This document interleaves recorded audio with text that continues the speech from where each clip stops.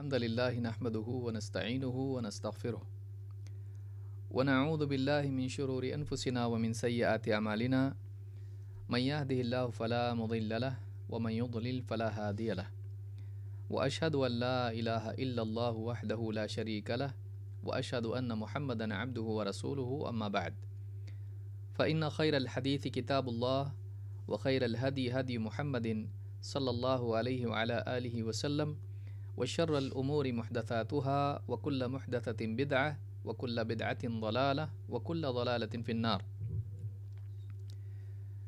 قال الله تبارك وتعالى وأنزلنا إليك الذكر لتبين للناس ما نزل إليهم ولعلهم يتفكرون.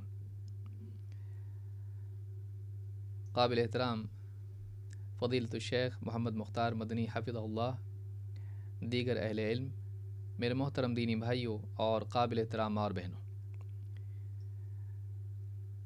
الاربعون النوویہ کی احادیث کا ہم مطالعہ کر رہے ہیں اور 36 حدیثیں اس سے پہلے ہو چکی ہیں، اور آج اسی سلسلے کو جاری رکھتے ہوئے حدیث نمبر 37 اور 38 کا ہم مطالعہ کریں گے انشاءاللہ۔ حدیث نمبر 37 کا عنوان نیکی اور گناہ کے سلسلے میں اللہ کا فضل اور عدل۔ اس پوری حدیث کا جو حاصل ہے یا عنوان ہے وہ یہ کہ اللہ رب العالمین کے ہاں نیکی اور گناہ کے بارے میں اجر و ثواب کا کیا قاعدہ ہے، اور انسان کی نیت اور اس کے عمل کے تعلق سے اللہ کے ہاں کیا اصول اور ضابطہ ہے۔ اس حدیث کو سمجھنے کے بعد ہمیں اس بات کا احساس ہوگا کہ کوئی انسان اگر آخرت میں ہلاک ہوتا ہے تو یقیناً واقعی وہ اس بات کا حقدار تھا کہ ہلاک ہو، واقعی وہ اس لائق تھا کہ ہلاک ہو، ورنہ اللہ رب العالمین نے انسان کی نجات کے لیے اتنی آسانی کر دی ہے کہ خیر کا طالب یقیناً فلاح پا سکتا ہے۔ آئیے دیکھتے ہیں حدیث کے الفاظ کیا ہیں اور اس کے معنی اور اس سے متعلق مباحث کیا ہیں۔ عن ابن عباس رضی اللہ عنہما عن رسول اللہ صلی اللہ علیہ وسلم فیما یروی عن ربہ تبارک و تعالی قال ان اللہ كتب الحسنات والسیئات ثم بین ذلك فمن هم بحسنة فلم يعملها كتبها الله عنده حسنة كاملة وإن هم بها فعملها كتبها الله عز وجل عنده 10 حسنات إلى 700 ضعف إلى أضعاف كثيرة وإن هم بسيئة فلم يعملها كتبها الله عنده حسنة كاملة وإن هم بها فعملها كتبها الله سيئة واحدة رواه البخاري ومسلم في صحيحيهما بهذه الحروف۔ عبداللہ ابن عباس رضی اللہ تعالیٰ عنہما سے روایت ہے کہ اللہ کے رسول صلی اللہ علیہ وسلم سے وہ روایت کرتے ہیں، اور خود رسول اکرم صلی اللہ علیہ وسلم اپنے رب تبارک و تعالیٰ سے روایت کرتے ہیں، صحابی رسول سے، اور رسول اکرم صلی اللہ علیہ وسلم اللہ تعالیٰ سے روایت کرتے ہیں۔ یہ حدیث قدسی ہے۔ حدیث قدسی اس حدیث کو کہتے ہیں جو نبی کریم صلی اللہ علیہ وسلم اللہ تعالیٰ سے روایت کریں۔ ویسے تو سارا علم اللہ کے رسول صلی اللہ علیہ وسلم کا اللہ کی طرف سے آیا ہے، لیکن بعض روایات ایسی ہوتی ہیں کہ الفاظ نبی کریم صلی اللہ علیہ وسلم کے ہوتے ہیں، لیکن اس میں آپ فرماتے ہیں کہ اللہ تعالیٰ نے یوں فرمایا یا اللہ تعالیٰ نے یوں کہا۔ تو اللہ رب العالمین کے بارے میں جو حدیث ہو اور اللہ کا کلام اس میں ہو، اللہ کا قول اس میں ہو، جو نبی کریم صلی اللہ علیہ وسلم اپنے الفاظ میں روایت کرتے ہوں، ایسی حدیث کو حدیث قدسی کہتے ہیں۔ حدیث قدسی اور قرآن میں فرق ہے۔ قرآن کے ہر حرف پر ایک نیکی اور اس کا 10 گنا ہے، لیکن حدیث قدسی کے بارے میں اس طرح کا کوئی وعدہ یا فضیلت نہیں آئی، اگرچہ اس کا ثواب اپنی جگہ ہے پڑھنے کا، لیکن یہ ثواب قرآن کے ساتھ خاص ہے، لہٰذا وہ قرآن نہیں ہے۔ اسی طرح سے قرآن کی تلاوت نماز میں کی جا سکتی ہے، حدیث قدسی کی نہیں۔ اسی طرح سے قرآن میں صحیح اور ضعیف کا مسئلہ نہیں ہے، لیکن حدیث قدسی میں صحیح بھی ہوتی ہیں اور ضعیف بھی ہوتی ہیں۔ اسی طرح سے طہارت کے جو احکام قرآن کے ساتھ ہیں وہ حدیث قدسی کے ساتھ نہیں ہے، اس کا التزام کسی دلیل سے ثابت نہیں ہے۔ تو یہ حدیث قدسی ہے، اور اس کی اہمیت اس اعتبار سے ہوتی ہے کہ اللہ رب العالمین کا قول اور اللہ کی بات اس میں بیان کی جاتی ہے، جو بندوں کو مزید بتانے کے لیے ہوتی کہ یہ اللہ کی بات ہے، تو اس کی اہمیت اور زیادہ اس کی بڑھ جاتی ہے۔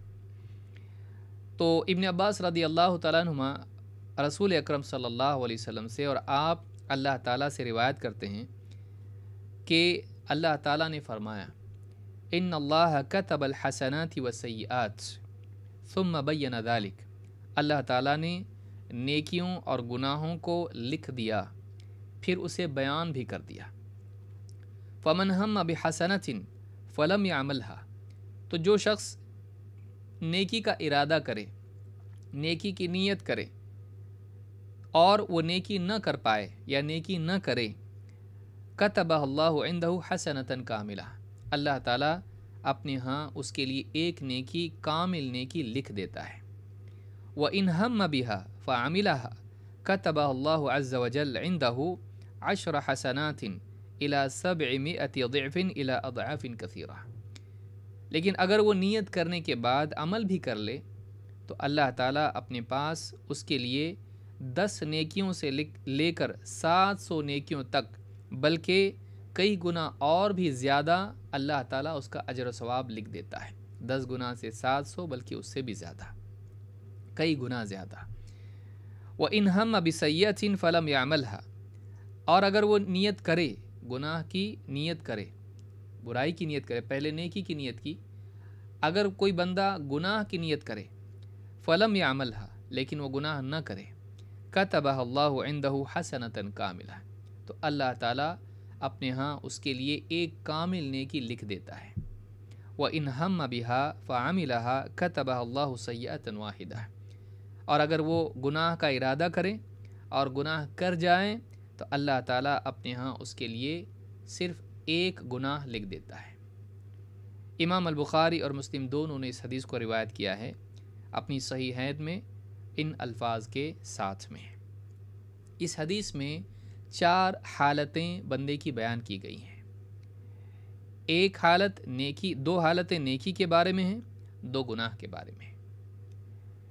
ایک صورت نیکی کے بارے میں کہ نیت کرے لیکن نیکی نہ کر پائے یا نہ کرے، اور دوسری صورت ہے کہ نیت کے ساتھ ساتھ عمل بھی کرے۔ گناہ کا معاملہ بھی ایسا ہی ہے کہ گناہ کا ارادہ کرے، لیکن گناہ کا ارادہ کرنے کے بعد گناہ کا ارادہ چھوڑ دے، گناہ نہ کرے۔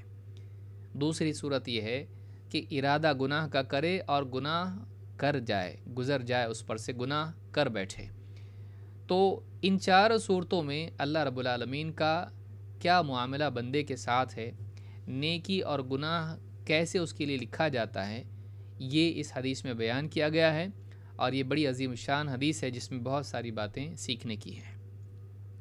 حدیث کے الفاظ ہیں، ان اللہ کتب الحسنات والسیئات ثم بین ذلک۔ پہلا ٹکڑا حدیث کا ہے، اللہ تعالیٰ نے نیکیوں اور گناہوں کو لکھ دیا، پھر اسے بیان بھی کر دیا۔ یہاں لکھنے اور بیان کرنے کی بات ذکر کی جا رہی ہے۔ یہ لکھنا کیسا ہے اور بیان کرنا کیسا ہے، یہ کیا معنی ہے؟ شیخ ابن عثیمین رحمہ اللہ فرماتے ہیں، قولہ کتب ای کتب وقوعها وکتب ثوابها، کیا لکھا اللہ تعالیٰ نے نیکی اور گناہ کے بارے میں؟ اللہ نے کیا لکھا؟ 2 چیزیں لکھی۔ ایک اس کا وقوع لکھا، جیسے بندہ کیا عمل کرے گا اللہ کو معلوم ہے، اللہ تعالیٰ نے سارے لوگوں کی تقدیر پہلے سے لکھ دی ہے، ان کے پیدا ہونے سے پہلے، آسمان و زمین کے بننے سے 50,000 سال پہلے۔ بلکہ بندہ ایک بچہ جب ماں کے پیٹ میں، رحم میں، اس میں روح آتی ہے، جان ڈالی جاتی ہے، تبھی بھی فرشتہ اس کے لیے لکھتا ہے کہ وہ کیا کیا عمل کرنے والا ہے، کہ وہ نیکی کرے گا یا گناہ کرے گا، جو بھی اس کا عمل ہوتا ہے وہ لکھتا ہے۔ تو یہ اللہ کے امر سے ہوتا ہے۔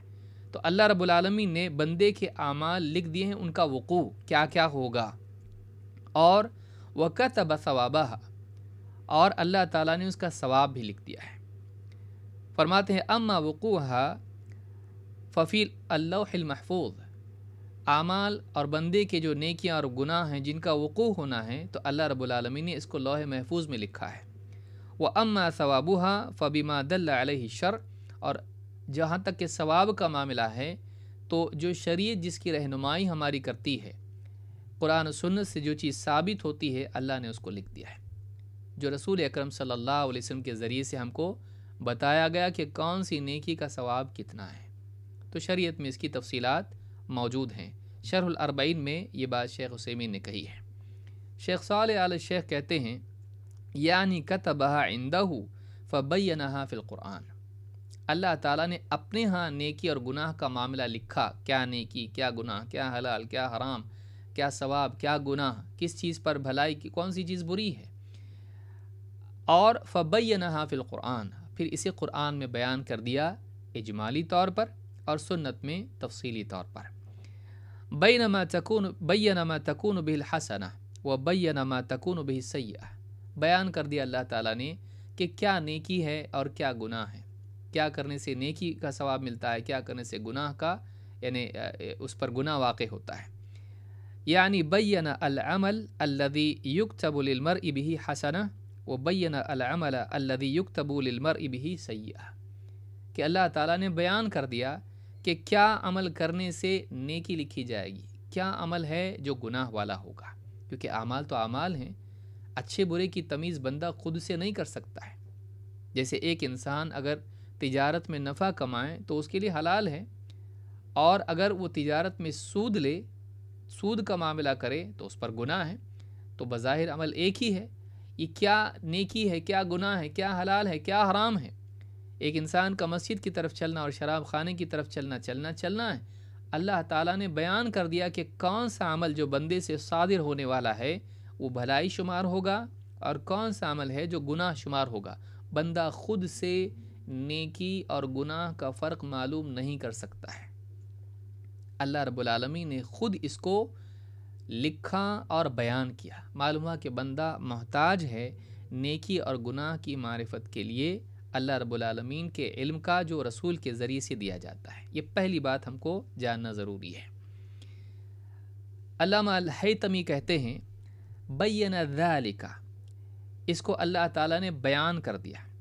اس میں ایک معنی یہ بھی ہے کہ بین ذالک للکتبۃ من الملائکۃ حتی عرفوہ، اللہ تعالیٰ نے کر دیا ایک تو سارے بندوں کے لیے رسولوں کی معرفت، لیکن اللہ تعالیٰ نے فرشتوں کے لیے بھی بیان کر دیا تاکہ وہ اس کو پہچان لے کہ بندہ کون سا عمل کرے تو اس کو نیکی کے خانے میں لکھا جائے اور کون سا عمل کرے تو اس کو گناہ کے خانے میں لکھا جائے۔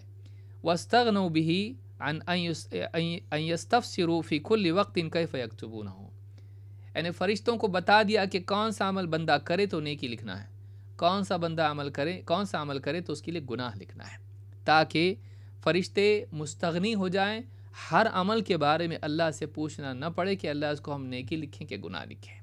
تو بین ذالک میں ایک تو اس کا بیان اور اس کی تبیین، اس کی وضاحت بندوں کے لیے ہے، رسولوں کی معرفت، تاکہ وہ عمل کریں، جانیں نیکی اور گناہ کے فرق کو، لیکن اسی طرح سے اللہ نے بیان کر دیا فرشتوں کو بھی، فرشتوں کے سامنے بھی، فرشتوں کے لیے بھی، تاکہ وہ جان لے کہ بندے کے کس عمل کو کہاں لکھنا ہے۔ جو دو فرشتے اس کے نیکیاں اور برائیوں کو لکھنے والے ہوتے ہیں تو ان کے لیے بھی اللہ تعالیٰ نے بیان کر دیا۔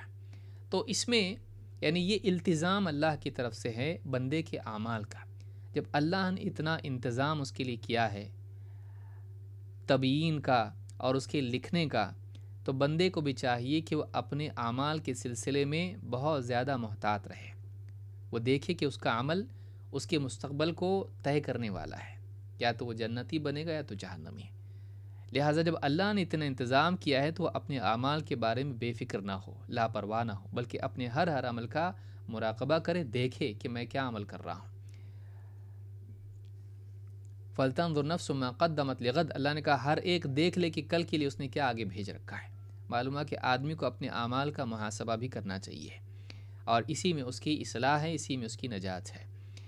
آگے بڑھتے ہیں۔ فَمَنْ هَمَّ بِحَسَنَةٍ فَلَمْ يَعْمَلْهَا كَتَبَهَا اللَّهُ عِنْدَهُ حَسَنَةً كَامِلَةً، یہ اللہ کا فضل ہے کہ ایک بندہ، جو بندہ نیکی کی نیت کرتا ہے لیکن وہ عمل نہیں کرتا ہے، كَتَبَهَا اللَّهُ عِنْدَهُ حَسَنَةً كَامِلَةً، اللہ تعالیٰ اپنے ہاں اس کے لیے کامل نیکی کا ثواب لکھ دیتا ہے۔ معلوم ہوا کہ قلب کا عمل بھی عمل شمار ہوتا ہے، اور سچی نیت بھی اللہ کے ہاں اجر و ثواب کے اعتبار سے عمل کے قائم مقام ہو جاتی ہے۔ لہٰذا مومن کو چاہیے کہ نیکی کی نیت کے بارے میں بخیل نہ ہو۔ کہاں ہوگا مجھ سے، نہیں ہو سکتا مجھ سے، نیت تو کرے، ہو سکتا ہے آج نہ صحیح اللہ تعالیٰ کل اس کو توفیق دے۔ آج مشکلات ہیں، کل آسانیاں پیدا کرے، آج معذور ہے، کل اللہ تعالیٰ امکانات پیدا کر دے۔ تو یہاں بتایا کہ جو نیکی کی نیت کرے لیکن نہ کرے عمل نہ کرنا کئی اعتبار سے ہو سکتا ہے کہ ایک آدمی آج اس نے نیت کی لیکن کل وہ معذور ہو گیا، نہیں کر پایا، حج کا ارادہ کیا تھا یا فلاں عمل کا ارادہ کیا تھا لیکن نہیں کر پایا، درس میں جانے کا ارادہ کیا تھا لیکن بارش کی وجہ سے نہیں جا پایا، یا اسی طرح سے اس نے نیت تو کی تھی لیکن بھول گیا۔ تو کسی عذر کی وجہ سے یا بھولنے کی وجہ سے یا اسباب کی فراہمی نہ ہونے کی وجہ سے اگر آدمی عمل نہ کر پائے تو ایسا آدمی اللہ کے ہاں اس کے لیے ایک نیکی لکھی جاتی ہے، اس لیے کہ اس کی نیت سچی تھی۔ اس کی کئی مثالیں ہمارے سامنے دیگر احادیث میں بھی ملتی ہیں۔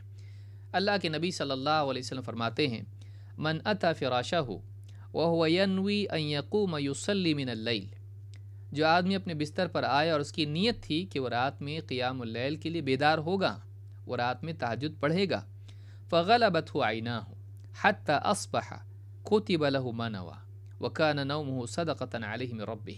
آپ نے فرمایا کہ اس کی وہ نیند سے مغلوب ہو گیا، اس کی آنکھیں یعنی وہ کھلی نہیں، بیدار نہیں ہوا، یہاں تک کہ صبح ہو گئی، یعنی فجر کا وقت ہو گیا، تہجد کا وقت نکل گیا۔ تو آپ فرماتے ہیں کتب لہ ما نوی، جو کچھ نیت اس نے کی تھی ضرور اس کو ثواب ملے گا، لکھا جاتا ہے، یہاں لکھنے کا ذکر ہو رہا ہے۔ وَكَانَ نَوْمُهُ صَدَقَةً عَلَيْهِ مِن رَبِّهِ، اور اس کی نیند اس کے رب کی طرف سے اس پر صدقہ ہے۔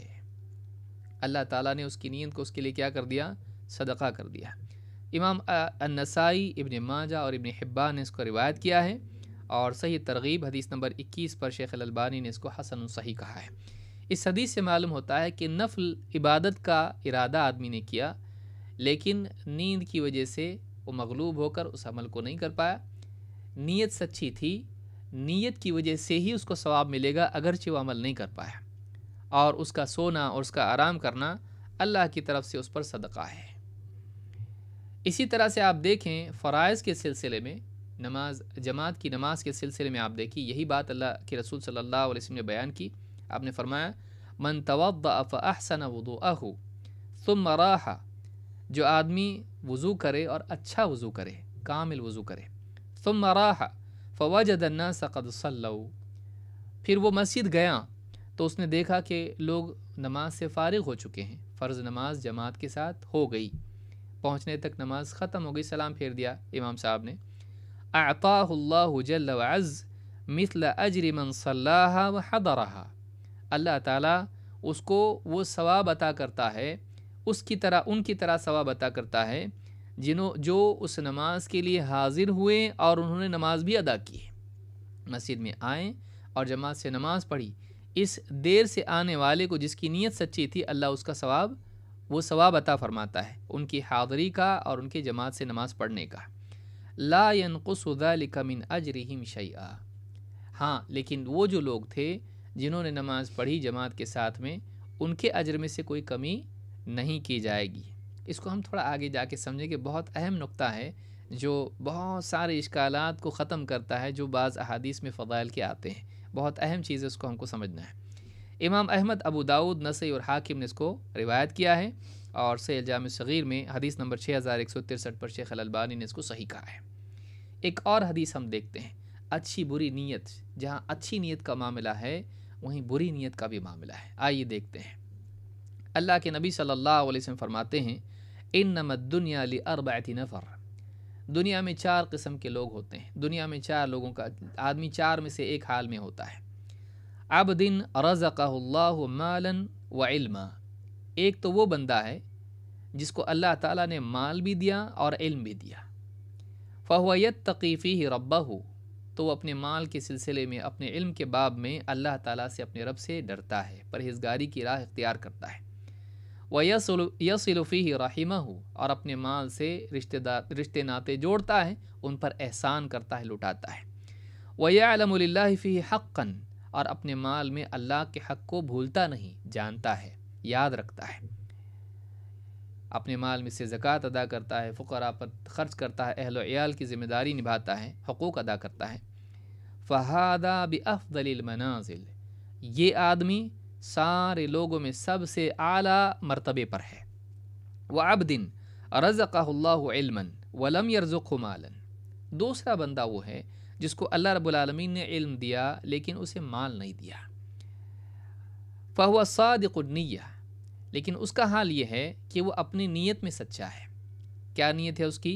يَقُولُ لَوْ أَنَّ لِي مَالًا لَعَمِلْتُ بِعَمَلِ فُلَانٍ، وہ کہتا ہے کہ اگر میرے پاس مال ہوتا یا اگر مجھے مال مل جائے، میں فلاں کی طرح نیکیاں کروں گا، فلاں آدمی جو بھلائی کے کام کرتا ہے میں بھی ویسے کام کروں گا۔ فَهُوَ بِنِيَّتِهِ، بس اللہ کے ہاں اس کا معاملہ اس کی نیت کے مطابق ہے۔ فَأَجْرُهُمَا سَوَاءٌ، تو ان دونوں کا اجر برابر ہے۔ پہلا وہ جو مال دیا گیا، علم دیا گیا اور مال میں حق ادا کرتا ہے حقداروں کا، اور مال میں صحیح اللہ کے حکم کو پورا کرتا ہے۔ دوسرا یہ مال نہیں ہے لیکن اس کا علم صحیح ہے، لہٰذا اس علم کی بنا پر اس کی نیت بھی اچھی ہے، وہ جانتا ہے کہ کیسی نیت کرنا چاہیے، تو اس کی نیت کی وجہ سے اللہ رب العالمین اس کو ثواب دے گا۔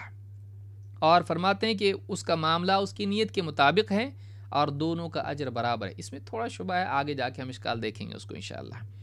وَعَبْدٍ رَزَقَهُ اللَّهُ مَالًا وَلَمْ يَرْزُقْهُ عِلْمًا، تیسرا بندہ وہ ہے جس کو اللہ رب العالمین نے مال دیا لیکن علم نہیں دیا، اس کا علم صحیح نہیں۔ فَهُوَ يَخْبِطُ فِي مَالِهِ بِغَيْرِ عِلْم، تو وہ اپنے مال میں علم کے بغیر ہی غلط تصرف کرتا ہے، مال میں گڑبڑ کرتا ہے، غلط استعمال کرتا ہے اس کا۔ لَا يَتَّقِي فِيهِ رَبَّهُ وَلَا يَصِلُ فِيهِ رَحِمَهُ، اپنے مال کے سلسلے میں وہ اللہ رب العالمین کے حکم کے مطابق پرہیزگاری کا راستہ نہیں اپناتا، تقوی والا راستہ نہیں اپناتا، اللہ سے ڈرتا نہیں مال کے باب میں، اور نہ رشتے ناتے جوڑتا ہے اس مال کے ذریعے سے احسان کر کے۔ وَلَا يَعْلَمُ لِلَّهِ فِي حَقًّا، اور اس میں اللہ کے حق کو پہچانتا نہیں۔ فَهَذَا بِأَخْبَثِ الْمَنَازِلِ، یہ سب سے بدترین مقام پر ہے، اس کا درجہ اللہ کے ہاں سب سے بدترین ہے۔ وَعَبْدٍ لَمْ يَرْزُقْهُ اللَّهُ مَالًا وَلَا عِلْمًا، چوتھا وہ ہے جس کو اللہ تعالیٰ نے نہ مال دیا نہ علم دیا، نفع بخش علم اس کو نہیں دیا، ہو سکتا دنیا کا بہت کچھ جانکار ہو۔ فَهُوَ يَقُولُ لَوْ أَنَّ لِي مَالًا لَعَمِلْتُ فِيهِ بِعَمَلِ فُلَانٍ، یہ آدمی کہتا ہے کہ کاش کہ میرے پاس مال ہوتا، یا اگر میرے پاس مال ہوتا تو میں اس عیاش کی طرح، برے آدمی کی طرح جو اپنے مال میں غلط تصرف کرتا ہے، میں بھی ایسا کرتا، میں بھی فلمیں دیکھتا، میں بھی جو ہے غلط کام کرتا، شراب پیتا، جوا کھیلتا وغیرہ وغیرہ۔ تو وہ دوسرے کو دیکھ رہا اس کی عیاشی کو، گناہوں کو، اور سوچ رہا ہے کہ کاش میرے پاس مال ہوتا تو یہ گناہ میں بھی کرتا، یہ لذت ہے میں بھی اڑاتا۔ فَهُوَ بِنِيَّتِهِ، تو اللہ کے ہاں اس کا معاملہ اس کی نیت ہی کے مطابق ہوگا۔ فَوِزْرُهُمَا سَوَاءٌ، اور دونوں کا گناہ برابر ہے، جو عمل اس نے، برائیاں اس نے کی اور یہ جو نیت کر رہا ہے، فَوِزْرُهُمَا سَوَاءٌ، ان دونوں کا گناہ برابر ہے۔ اس حدیث کو امام احمد اور ترمذی نے روایت کیا ہے، صحیح الجامع الصغیر حدیث نمبر 3024، شیخ الالبانی نے اس کو صحیح کہا ہے۔ یہاں یہ چار لوگ ہیں، علم، مال، تو علم اور مال دونوں دیا گیا، تو علم کے تابع اپنے مال کا تصرف کرتا ہے، علم کے مطابق، صحیح علم کے مطابق خرچ کرتا ہے، سب سے اعلیٰ منزل۔ اس کے بعد وہ جو مال میں اس کے پاس مال نہیں ہے لیکن علم ہے، اس کے پاس نیت اچھی ہے، مجرد اس نیت کی بنیاد پر اس کو ثواب ملے گا، کاش کہ میرے پاس ایسا ہوتا تو میں ایسا کرتا۔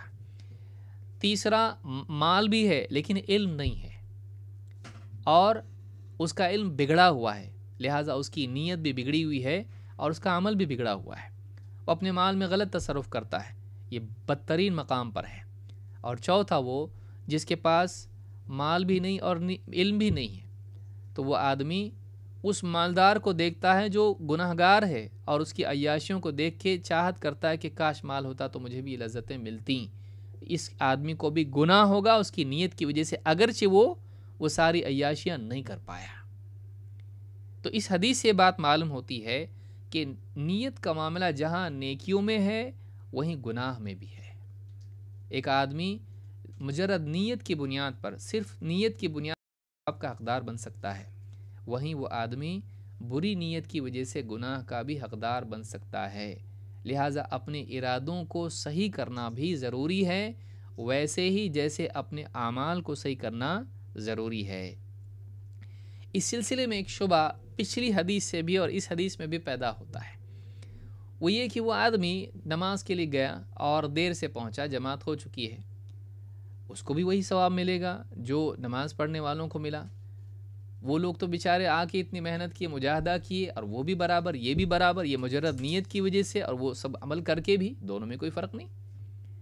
اور مال والا بھی ہے، مثال کے طور پر مال خرچ کر رہا ہے، اتنا محنت سے کماتا ہے، لوگوں پر خرچ کرتا ہے، اور ایک آدمی نہ کمایا نہ خرچ کیا، بس نیت کی بنیاد پر وہ مقام اس نے پا لیا، اتنا ثواب اس کو مل گیا. تو کیا عمل کرنے والوں کے لیے اس میں سستی کا پہلو نہیں نکلتا ہے کہ ہم خالی نیت ہی کریں، کیوں عمل کریں؟ نہیں. آپ دیکھیں گے کہ اس میں حدیث میں بتایا گیا ہے کہ پہلا جو ہے ساری منزلوں میں سب سے اعلیٰ منزل پر ہے، اور گناہ کرنے والا، مال کو غلط استعمال کرنے والا، یہ بدترین مقام پر ہے. تو ان دونوں کو اعلیٰ اور بدترین دونوں قرار دیا گیا، یعنی عمل کرنے والوں کو.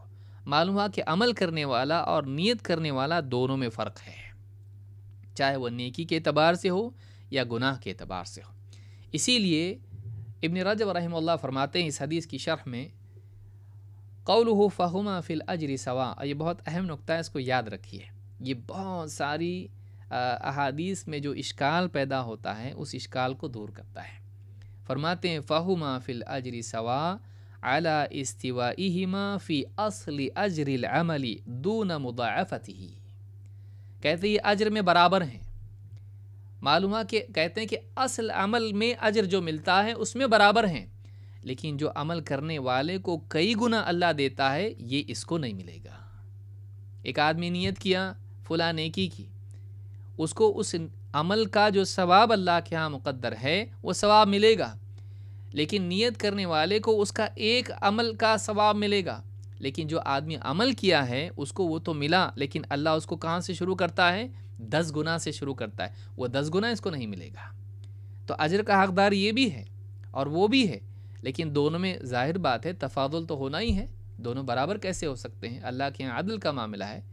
تو اللہ رب العالمین ان کو ان کے عمل کے مطابق کئی گنا کر کے بھی دے گا، لیکن اس کو کئی گنا نہیں مل سکتا ہے، لیکن ایک عمل کا ثواب ملے گا. ایسی کئی حدیثیں ہیں جس میں جیسے جماعت کے لیے بھی گیا، وہ بیچارے آئے جماعت سے نماز پڑھی، اتنا سردی میں ٹھٹر کے آئے اور سب کچھ کیا اور وقت پر آئے، جلدی کی انہوں نے اور وقت پہ پہنچ کے پڑھی، اور یہ دیری سے آ کے بھی اس کو ثواب ملا جبکہ جماعت پائی نہیں اس نے. تو اس کو جو ثواب ملے گا وہ اصل جماعت کا ثواب ملے گا، لیکن ایک عمل پر 10 گنا سے لے کر کئی گنا جو بڑھا کے دیا جاتا ہے وہ عامل کے لیے ہے، نیت کرنے والے کے لیے نہیں ہے. اس سے کئی اشکالات دور ہوتے ہیں جو بہت ساری حدیثوں میں ہم دیکھتے ہیں. فلاں عمل پر حج کا ثواب ملے گا، تو آدمی سوچتا ہے پھر جو حج کو جا رہا ہے اس کو کیا ملے گا؟ اتنا محنت کرو، اتنا مجاہدہ کرو، اتنا خرچ کرو حج کا ثواب، اور اس آدمی کو گھر بیٹھے حج کا ثواب مل رہا ہے. تو یہ حدیث صحیح نہیں ہو سکتی. بعض اوقات لوگ اس طرف بھی چلے جاتے ہیں. یاد رکھیں اس کو اصل حج کا ثواب ملے گا. ایک حج جو ہوتا ہے یا جو بھی اعمال آ رہے ہیں، غلام خرچ کر، صدقہ کرنا یا آزاد کرنا یا اتنا مال خرچ کرنا وغیرہ وغیرہ، جتنے بھی اعمال ہیں اصل عمل کا ثواب اس کو ملے گا، لیکن عامل کو 10 گنا سے زیادہ، 700 اور اس سے بھی زیادہ ملے گا. نیت کرنے والے کے ہاں مضاعفہ نہیں ہے. کئی گنا کرنا نیت والے کے لیے نہیں ہے، وہ عمل کرنے والے کے لیے، جیسا کہ آگے بھی آئے گا. کہتے ہیں فالمضاعفۃ یختص بہا من عمل العمل دون من نواہ فلم یعملہ. فرماتے ہیں کہ کئی گناہ کرنے کا جو معاملہ ہے یہ خاص ہے اس شخص کے لیے جو عمل کرتا ہے، لیکن اس کے لیے نہیں ہے جو صرف نیت کرتا ہے اور عمل نہیں کرتا ہے. فَإِنَّهُمَا لَوْ اسْتَوَيَا مِنْ كُلِّ وَجْهٍ لَكُتِبَ لِمَنْ هَمَّ بِحَسَنَةٍ وَلَمْ يَعْمَلْهَا 10 حسنات. کہتے ہیں کہ اگر دونوں ہر اعتبار سے برابر ہو جاتے، دونوں کا معاملہ ہر اعتبار سے برابر ہوتا، تو جو آدمی نیت کر کے عمل نہیں کر رہا ہے اور جو نیت کر رہا ہے، جو آدمی نیت کر کے عمل نہیں کر پا رہا، اس کو بھی 10 گنا ملتا۔ کہتے ہیں وَهُوَ خِلَافُ النُّصُوصِ كُلِّهَا، اور یہ بات ساری دلیلوں، ساری نصوص کے خلاف ہے۔ تو اس سے ایک بہت اہم بات معلوم ہوئی، وہ یہ کہ نیت کرنے والے کو 1 ثواب ملتا ہے، لیکن عمل کرنے والے کی شروعات 10 گنا سے ہوتی ہے۔ لہٰذا کوئی آدمی یہ نہ سمجھے میں نیت کرتا رہوں گا اور عمل نہیں کروں گا، ایسا آدمی غلطی پر ہے۔ عمل کرنے والا آدمی 10 گنا پاتا ہے، تو عمل کرنا ضروری ہے۔ ہاں، یہ آدمی، یہ مثال کے طور پر جیسے تہجد کا معاملہ ہے، ویسے فرض کا معاملہ نہیں ہے۔ مثلاً ایک آدمی تہجد کی نیت کیا اور رات میں لیٹا تو نیند اس کی لگ گئی اور آنکھ نہیں کھلی اور فجر میں اٹھا، تو اب تہجد تو فرض تھی نہیں فی نفسی ہی، تو اس کے لیے تہجد پڑھنا لازم نہیں، اگرچہ مستحب ہے کہ اپنی جو چھوٹی ہوئی عبادت ہے اس کی تلافی آدمی کرے، جیسے رسول صلی اللہ علیہ وسلم بھی کرتے تھے۔ نوافل کی بھرپائی بھی بہتر چیز ہے، لیکن لازم نہیں ہے۔ لیکن کوئی آدمی کہے میں نیت کر کے سویا تھا فجر کی نماز کی اور آنکھ نہیں کھلی اور سورج نکلا اور میری آنکھ کھلی، تو انشاءاللہ مجھے حدیث میں تو آیا ہے، دلیل بھی میرے پاس ہے، وہ یہ کہ میں نے جو نماز نہیں پڑھی فجر کی، مجھ کو اس کا ثواب ملا، پڑھنے کی ضرورت نہیں۔ ایسا نہیں ہے۔ فرائض کے بارے میں یہ ہے کہ ان کی بھرپائی کرنی پڑتی ہے، چاہے آدمی بھول جائے۔ اسی لیے اللہ کے نبی صلی اللہ علیہ وسلم ایک حدیث میں فرماتے ہیں کہ من نسی عن صلاۃ من نام عن صلاۃ او نسیہا فلیصلیھا اذا ذکرھا، کہ جو آدمی نماز سے سویا رہ جائے یا نماز بھول جائے تو وہ اسی وقت اس کو ادا کر لے فوراً، جیسے ہی اسے یاد آ جائے۔ تو معلوم ہوا کہ فرائض بھولنے کے بعد بھی ساقط نہیں ہوتے، اس کو ادا کرنا ضروری ہے جیسے اس کو یاد آئے۔ نیکی کے ساتھ جیسے آپ نے دیکھا کہ قاعدہ تھا، گناہوں کا بھی ویسی قاعدہ ہے کہ اگر ایک انسان نیت پر اس کا خاتمہ ہو اور بری نیت تھی تو ایسا انسان اللہ کے نزدیک گناہ گار ہے۔ بعض اوقات شبہ ہوتا ہے کہ ایک انسان اگر نیت کی عمل تو نہیں کیا نا، گناہ گار کیسے ہوا؟ نیت پر مداومت اور اسی پر خاتمہ ایک انسان کو گناہ گار بناتا ہے۔ ہاں، اگر آدمی نیت کرنے کے بعد رجوع کر لے اور اپنی نیت چھوڑ دے گناہ کی اللہ کی خاطر، جیسا کہ آگے آئے گا، تو ایسے انسان کے لیے نیکی لکھی جاتی ہے۔ اس کو ہم پہلے سمجھتے ہیں۔ اللہ کے رسول صلی اللہ علیہ وسلم کے صحابی ابو بکرہ رضی اللہ تعالیٰ فرماتے ہیں، ان سے روایت ہے، کہتے ہیں کہ رسول اکرم صلی اللہ علیہ وسلم نے فرمایا اذا تواجہ المسلمان بسیفیہما فالقاتل والمقتول فی النار، جب 2 مسلمان ایک دوسرے کے آمنے سامنے تلوار نکال کر، تلوار سامنے لے کر لڑنے کے لیے تیار ہو جائیں، تواجہ ایک دوسرے کو فیس کریں اور ایک دوسرے کی یعنی کو پر حملہ کرنے کے لیے تیار ہوں، فالقاتل والمقتول فی النار، قاتل اور مقتول دونوں جہنم میں، قتل کرنے والا بھی جہنم میں اور جو قتل ہو گیا مقتول وہ بھی جہنم میں۔ قال فقلت او قیل یا رسول اللہ ھذا القاتل فما بال المقتول، فرماتے ہیں کہ میں نے یا کسی اور نے کہا کہ اللہ کے رسول، قاتل کا تو سمجھ میں آتا ہے جہنم میں گیا قتل کرنے کی وجہ سے مسلمان کو، لیکن مقتول جہنم میں کیسے گیا؟ مقتول کا کیسے معاملہ؟ فرمایا انہ قد اراد قتل صاحبہ، آپ نے فرمایا اس نے بھی تو اپنے ساتھی کے قتل کا ارادہ کیا تھا۔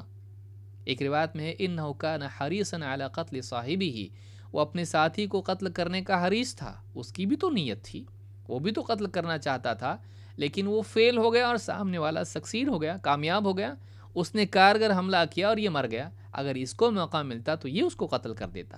تو نیت تو قتل کی اس کی بھی تھی، اگر وہ قتل کرنے کی وجہ سے جہنم میں گیا تو یہ اپنی نیت کی وجہ سے جہنم میں جائے گا۔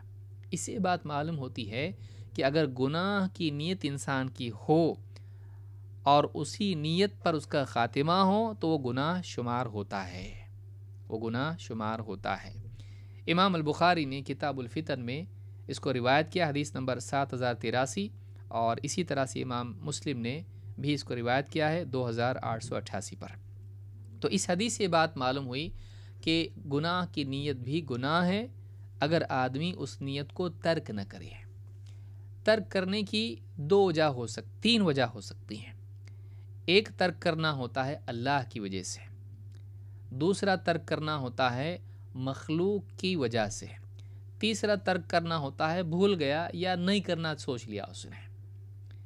اگر اللہ کی خاطر ترک کرتا ہے، جیسا کہ آگے آئے گا، گناہ کا ارادہ کیا لیکن اللہ کے ڈر سے نہیں، غلط کام ہے نہیں کرنا ہے، تو اس نے چھوڑ دیا، نیکی لکھی جائے گی۔ اگر مخلوق کی وجہ سے اس نے چھوڑا ہے، جیسے مثلا شراب پینے جا رہا تھا، دیکھا لوگ کھڑے ہیں شراب خانے کے قریب ہی پہچان والے، لوگوں کی وجہ سے اس نے شراب نہیں پی، یہ گناہ گار ہے اللہ کے نزدیک۔ علماء کی تحقیق اس میں یہی ہے، کیونکہ اس نے اللہ کے خوف کی بجائے مخلوق کی وجہ سے اس گناہ کو چھوڑا، اللہ کی وجہ سے نہیں۔ اور تیسری صورت یہ ہے کہ اس نے ارادہ تو کیا تھا لیکن چھوڑ دیا، نہیں کرنا ہے مجھ کو، تو ایسا آدمی یا بھول گیا، گناہ کا ارادہ کیا لیکن بھول گیا اور چھوڑ دیا اس نے، تو کوئی آدمی اگر یوں ہی چھوڑ دیتا ہے تو نہ اس پر گناہ ہے نہ اس کو نیکی ملے گی ہے، کیونکہ اس نے چھوڑا، یہ تو اچھی بات ہے، لیکن اللہ کے لیے چھوڑا نہیں، تو ایسا آدمی بس یوں ہی چھوڑ دیا، نہیں کرنا ہے مجھ کو گناہ، ارادہ تبدیل کر دیا اپنا، تو ایسا آدمی نہ اس کو نیکی ہے نہ گناہ ہے۔ ہاں اگر اللہ کے لیے چھوڑا ہے، اللہ کے خوف سے، آخرت کی فکر سے، گناہ کو گناہ سمجھتے ہوئے چھوڑا ہے، تو ایسا انسان اللہ کے نزدیک نیکی کا مستحق ہے، جیسا کہ آگے آئے گا۔ تو یہ ہم نے دیکھا گناہ کے بارے میں۔ اللہ کے رسول صلی اللہ علیہ وسلم آگے فرماتے وَإِنْ هَمَّ بِهَا، نیکی کے بارے میں، وَإِنْ هَمَّ بِهَا فَعَمِلَهَا كَتَبَهَا اللَّهُ عَزَّ وَجَلَّ عِنْدَهُ 10 حسنات إلى 700 ضعف إلى أضعاف كثيرة۔ اگر آدمی نیکی کی نیت کریں اور نیکی کرے بھی، تو اللہ تعالیٰ اپنے ہاں اس کے لیے 10 نیکیوں سے لے کر 700 گنا تک، بلکہ اور بھی کئی گنا اللہ تعالیٰ بڑھا کر اس کا ثواب لکھ دیتا ہے۔ منیمم 10 ہے عمل کرنے والے کے لیے، نیت کرنے والے کے لیے تو ایک ہے، لیکن عمل کرنے والے کے لیے 10 کم سے کم ہے۔ لیکن عمل کرنے والے کی مشقت، اس کا اخلاص، اس کی اتباع و اقتداء، اور اس انسان کے سارے معاملات، وقت کی فضیلت یا اسی طرح سے جگہ کی فضیلت، یہ ساری چیزیں دیکھتے ہوئے، موقع وغیرہ سب دیکھتے ہوئے، اس کی نیکی کی قدر بڑھتی چلی جاتی ہے۔ تو اس اعتبار سے 10 گنا تو ہے ہی ہے، لیکن وہ 700 گنا تک بھی چلا جاتا ہے، اور بعض بندے ایسے ہوتے ہیں کہ 700 گنا سے بھی زیادہ ان کو ثواب دیا جاتا ہے، کئی گنا کر کے، کوئی حد اس کی نہیں ہے۔ سوال ہے کہ کیا 700 گنا سے زیادہ بھی ہو سکتا ہے؟ ہاں، اللہ تعالیٰ قرآن کریم میں فرماتا ہے مثل الذین ينفقون اموالهم فی سبیل اللہ، ان لوگوں کی مثال جو اللہ کی راہ میں اپنے مالوں میں سے خرچ بھلائی کے کاموں میں، کمثل حبۃ انبتت 7 سنابل فی کل سنبلۃ 100 حبہ، اس کی مثال ایسی ہے جیسے ایک بیج، ایک دانہ زمین میں بویا گیا، تو اس میں سے ایک جو ہے یعنی 7 بالیں نکلیں، اور ان میں سے یعنی ہر اس میں 100 بیج، تو کل ملا کے کتنے ہوئے؟ 7 سے 100 700 دانے اس میں سے نکلے۔ واللہ یضاعف لمن یشاء واللہ واسع علیم، یہ بیان کرنے کے بعد اللہ نے فرمایا اللہ تعالیٰ تو وہ ہے جو جس کے لیے چاہیں اور بڑھا دے، اللہ جس کے لیے چاہتا ہے کئی گنا کر دیتا ہے، اور اللہ تعالیٰ بڑا واسع ہے، وسعت والا اور علم والا ہے۔ سورۃ البقرہ آیت نمبر 261۔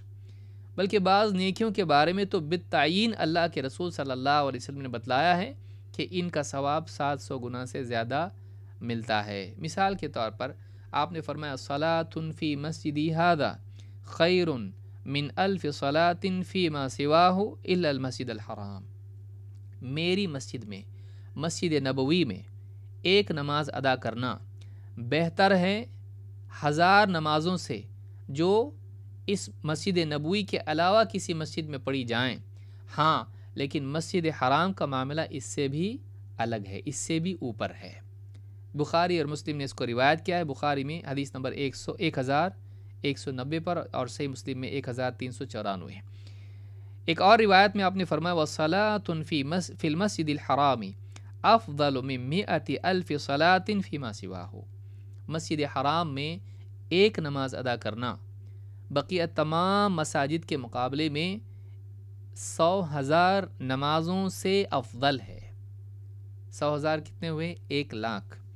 تو آپ دیکھیے 700 گنا سے بھی بڑھ گیا ثواب۔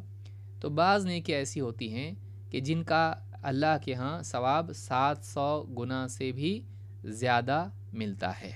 اس حدیث کو امام احمد اور ابن ماجہ نے روایت کیا ہے، صحیح الجامع صغیر حدیث نمبر 3839 اور اسی طرح سے 3838۔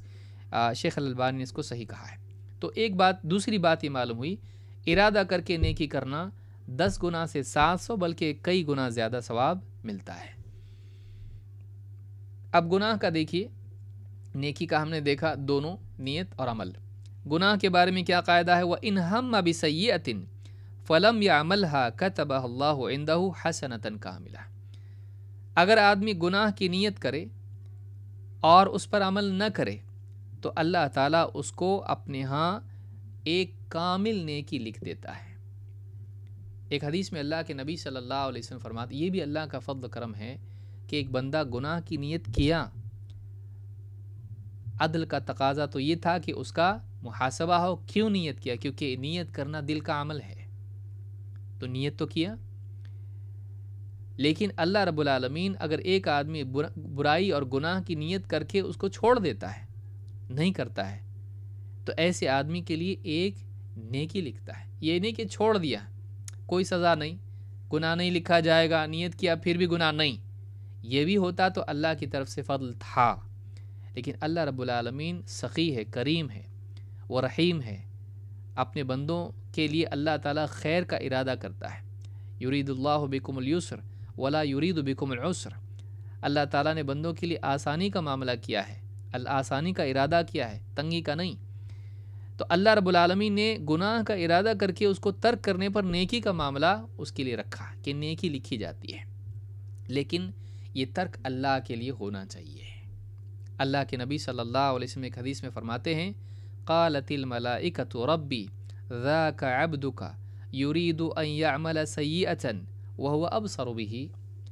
فرشتے اپنے رب سے کہتے ہیں، عرض کرتے ہیں کہ اے ہمارے رب، فرشتے کہہ رہے ہیں لکھنے والے، یہ تیرا بندہ ہے، یہ برائی کی نیت کر رہا ہے، یرید ان یعمل سیئۃ، یہ نیت کر رہا ہے گناہ کی، وہو ابصر بہ، اللہ سے کہہ رہے ہیں حالانکہ اللہ زیادہ اس کو دیکھ رہا ہے بندے کو۔ فقال ارقبوہ، اللہ تعالیٰ فرماتا ہے دیکھتے رہو، ٹھہرو، اس کا مراقبہ کرو، دیکھتے رہو۔ فَإِنْ عَمِلَهَا فَاكْتُبُوهَا لَهُ بِمِثْلِهَا، اگر وہ اس گناہ کا عمل انجام دے دے تو بس اس گناہ کے مطابق اس کے لیے گناہ لکھ دو، اس کے عمل کے مطابق گناہ لکھو۔ وَإِنْ تَرَكَهَا فَاكْتُبُوهَا لَهُ حَسَنَةً، اور اگر وہ ارادہ کرنے کے بعد بھی اپنے ارادے کو چھوڑ دے، گناہ ترک کر دے، تو اس کے لیے ایک نیکی لکھو۔ کیوں؟ انما ترکها من جرایا، اس لیے کہ اس نے میری وجہ سے اس گناہ کو چھوڑا ہے۔ یہ جو ٹکڑا ہے یہ اس نیکی لکھنے کی علت ہے، اس کی وجہ ہے، کیوں نیکی لکھی جاتی ہے۔ اللہ تعالیٰ فرماتا ہے اس لیے کہ وہ میری وجہ سے اس گناہ کو، میری خاطر اس گناہ کو چھوڑ رہا ہے، میرے خوف سے، میرے حکم کی تعمیل میں اور میری حدود کی رعایت کی وجہ سے۔ تو امام مسلم نے اس کو روایت کیا ہے، حدیث نمبر 129۔ اس حدیث سے بات معلوم ہوتی ہے کہ اگر گناہ کرنے والا، اس کی نیت کرنے والا اللہ کی وجہ سے چھوڑتا ہے تبھی اس کے لیے نیکی لکھی جاتی، ورنہ نہیں۔ وَإِنْ هَمَّ بِهَا، اور چوتھی صورت کیا ہے؟ وَإِنْ هَمَّ بِهَا فَعَمِلَهَا كَتَبَهَا اللَّهُ سَيِّئَةً وَاحِدَةً، اگر گناہ کا ارادہ کرے لیکن گناہ کرے بھی تو اللہ تعالیٰ اپنے ہاں اس کے لیے ایک گناہ لکھ دیتا ہے۔ علماء نے یہاں پر ایک بات کہا کہ دیکھو نیکیوں کے بارے میں تو یہ کہا گیا کہ حسنتاً کاملہ، ایک کامل نیکی لکھی جاتی ہے۔ گناہ کے بارے میں ایسا نہیں کہا گیا کامل گناہ لکھا جاتا ہے، بس ایک گناہ لکھا جاتا ہے جو تخفیف کا معاملہ اللہ کی طرف سے ہے۔ تو یہ الفاظ کا فرق بتا رہا ہے کہ بندے کے لیے اللہ کے ہاں نیکی کا کتنا التزام ہے، کہ اللہ کامل، اس میں کوئی کمی نہیں کرتا اللہ تعالیٰ۔ حالانکہ آپ دیکھیے ہم جو نیکیاں کرتے ہیں، گناہ تو ویسے بھی گناہ ہی گناہ ہے، لیکن نیکیاں بھی جو ہم کرتے ہیں کیا وہ کامل ہوتی ہیں؟ اس میں کتنی کمیاں ہوتی ہیں؟ کبھی یعنی آدمی کی خشوع کے اعتبار سے، کبھی عمل میں یعنی یقین کے اعتبار سے، عمل کے تقویٰ کے اعتبار سے نیکیوں میں کتنی ساری کمیاں ہو جاتی ہیں، غفلت کے ساتھ کتنی ساری نیکیاں ہم سے ہو جاتی ہیں، لیکن پھر بھی اللہ رب العالمین بندے کی نیت کی بنیاد پر اور اس کے عمل کی بنیاد پر اس کے لیے نیکیاں لکھتا ہے، اور مجرد نیت بھی اگر اس کی صحیح ہے تو کامل نیکی اللہ تعالیٰ اس کے لیے لکھ دیتا ہے۔ لیکن گناہ کے معاملے میں کیا بتایا گیا؟ بس ایک گناہ لکھا جاتا ہے۔ تو اللہ رب العالمین بہت ہی نہایت رحم کرنے والا ہے، بڑے فضل والا ہے۔ بندے کو چاہیے کہ اللہ کی قدر کریں اور اللہ کے اوامر کی قدر کریں۔ اللہ رب العالمین فرماتا ہے من جاء بالحسنۃ فلہ عشر امثالھا، جو نیکی لے کر آئے گا آخرت میں اس کے لیے اس نیکی کے مثل 10 گناہ ہے، جیسی نیکی تھی ویسے ہی 10 گناہ اس کو ملے گا۔ ومن جاء بالسیئۃ فلا یجزی الا مثلھا وہم لا یظلمون، اور جو گناہ لے کر آیا، برائی لے کر آیا، تو فلا یجزی الا مثلھا، جتنی برائی اس نے کی اسی کے بقدر اس کو جزا دی جائے گی، اسی کے مثل، اسی کے مطابق اس کو جزا یعنی سزا دی جائے گی۔ وہم لا یظلمون، اور ان پر ظلم نہیں کیا جائے گا۔ یہ نہیں کہ تھوڑا گناہ تھا اور بڑی سزا دے دی، ایک گناہ تھا کئی گناہ کر کے سزا دے دی، نہیں، جتنا گناہ اتنی ہی سزا۔ لیکن نیکی کا معاملہ کیسا ہے؟ ایک نیکی کیا، کچی پکی بھی تھی، تبھی بھی کامل ثواب اللہ اس کو دے گا، بلکہ عمل کرنے والے کو 10 گناہ سے لے کے 700 گناہ بلکہ اس سے بھی زیادہ ثواب اللہ دے گا۔ تو قرآن کریم میں بھی اللہ تعالیٰ نے گناہوں کے باب میں کہا کہ وہم لا یظلمون، بلکہ نیکیوں کے بارے میں بھی اللہ تعالیٰ کسی پر ظلم نہیں کرتا ہے کہ ایک انسان نیکی کرے اور اس کو لکھے ہی نہیں، یا اس کا بدلہ ہی نہ دے، یا بدلہ دے، اس کا انعام دے تو اس کی نیکی سے کمتر دے۔ اللہ ایسا نہیں کرتا ہے، بلکہ اللہ کی عطا ہمیشہ بندے کے عمل سے بہتر ہوتی ہے۔ تو یہ سورہ انعام کی آیت نمبر 160 ہے جس میں بات بیان ہوئی ہے۔ بلکہ یہ بھی معاملہ یاد رکھنے کا ہے کہ اگر گناہ کر بھی لے بندہ تو یہ بھی امکان باقی رہتا ہے کہ اللہ تعالیٰ اس کے گناہ کو معاف کر دے، یہ بھی تو دروازہ کھلا ہوا ہے۔ یہ نہیں کہ واقعی اللہ اس پر مواخذہ کرے گا ہی، اللہ اپنی طرف سے معاف بھی کر سکتا ہے۔ اللہ کے نبی صلی اللہ علیہ وسلم فرماتے ہیں یقول اللہ عز وجل من جاء بالحسنۃ فلہ عشر امثالھا وازید، کہ جو کوئی، اللہ تعالیٰ خود فرماتا، یہ بھی حدیث قدسی ہے، کہ جو بندہ کوئی نیکی لے کر آئے گا تو اس کے لیے اس کے مثل 10 گناہ ہیں، وازید، بلکہ میں اور بڑھاؤں گا، میں اور بڑھاؤں گا۔ ومن جاء بالسیئۃ فجزاؤہ سیئۃ مثلھا او اغفر، کہ جو برائی لے کر آئے گا تو اس کا بدلہ اس کے گناہ ہی کے مثل ہے، اس کے گناہ ہی کے مطابق ہے، جیسا گناہ ویسی سزا، زیادہ سزا نہیں، جتنا گناہ اتنی سزا۔ او اغفر، لیکن اور یا یہ بھی ممکن ہے کہ میں اس کی مغفرت کر دوں، یا تو میں سزا دوں گا، گناہ لکھوں گا، یا میں مغفرت بھی کر دوں گا۔ تو یہ نہیں کہا کہ نیکی کرے گا تو قبول کروں گا، رد بھی کر سکتا ہوں۔ اللہ تعالیٰ نہ بھی قبول کرے تو کون روکنے والا ہے؟ لیکن اللہ نے اپنے اوپر لازم اس بات کو کیا ہے کہ وہ بندے کے کسی عمل کو ضائع نہیں کرے گا۔ اللہ تعالیٰ بندے کے اعمال کو ضائع نہیں کرتا ہے، تو اس کے 10 گناہ دے گا یا زیادہ بھی دے سکتا ہے اللہ تعالیٰ۔ اور لیکن گناہ کر کے آیا تو اللہ تعالیٰ اتنا ہی گناہ لکھے گا، اور یہ بھی ممکن ہے کہ اللہ تعالیٰ اس کی مغفرت اپنی طرف سے کر دے۔ اس نے توبہ نہیں کی، اللہ نے اس کو معاف کیا، یہ بھی ممکن ہے۔ توبہ سے تو معاف ہونا ہی ہونا ہے، توبہ سے تو معاف ہونا ہی ہے۔ وہاں یعنی یہ نہیں کہ چاہے تو معاف کرے چاہے تو نہ کرے، اگر توبہ سچی ہے اللہ تعالیٰ یقیناً معاف کرے گا، کیونکہ اللہ کا وعدہ ہے۔ لیکن کبھی ایسا بھی ہوتا ہے کہ بندے نے توبہ نہیں کی، اللہ اپنی رحمت سے اس کے دیگر اعمال کو دیکھتے ہوئے یا اپنی طرف سے، اللہ تعالیٰ وہ بادشاہ ہے، رب العالمین ہے، اللہ اس کے گناہ کو معاف کر دے، ایک نہیں سارے گناہ کو معاف کر دے۔ لیکن یہاں ایک قاعدہ یاد رکھنا ضروری ہے، جیسا کہ شیخ نے بھی مجھ کو ایک مرتبہ یاد دلایا تھا کہ آپ یہ بھی بتائیں، تو میں آج اس کو بتا رہا ہوں شیخ کو بھی یاد ہوگا انشاءاللہ۔ تو وہ قاعدہ یہ ہے کہ اللہ رب العالمین کے ہاں سارے گناہوں کے مغفرت ہے۔ اللہ اپنی طرف سے، جیسے میں نے پہلے بتایا تھا کہ ایک نیکی کی بنیاد پر اللہ تعالیٰ بعض اوقات انسان کے گناہوں کی مغفرت کر دیتا ہے، جنت میں ڈال دیتا اس کو۔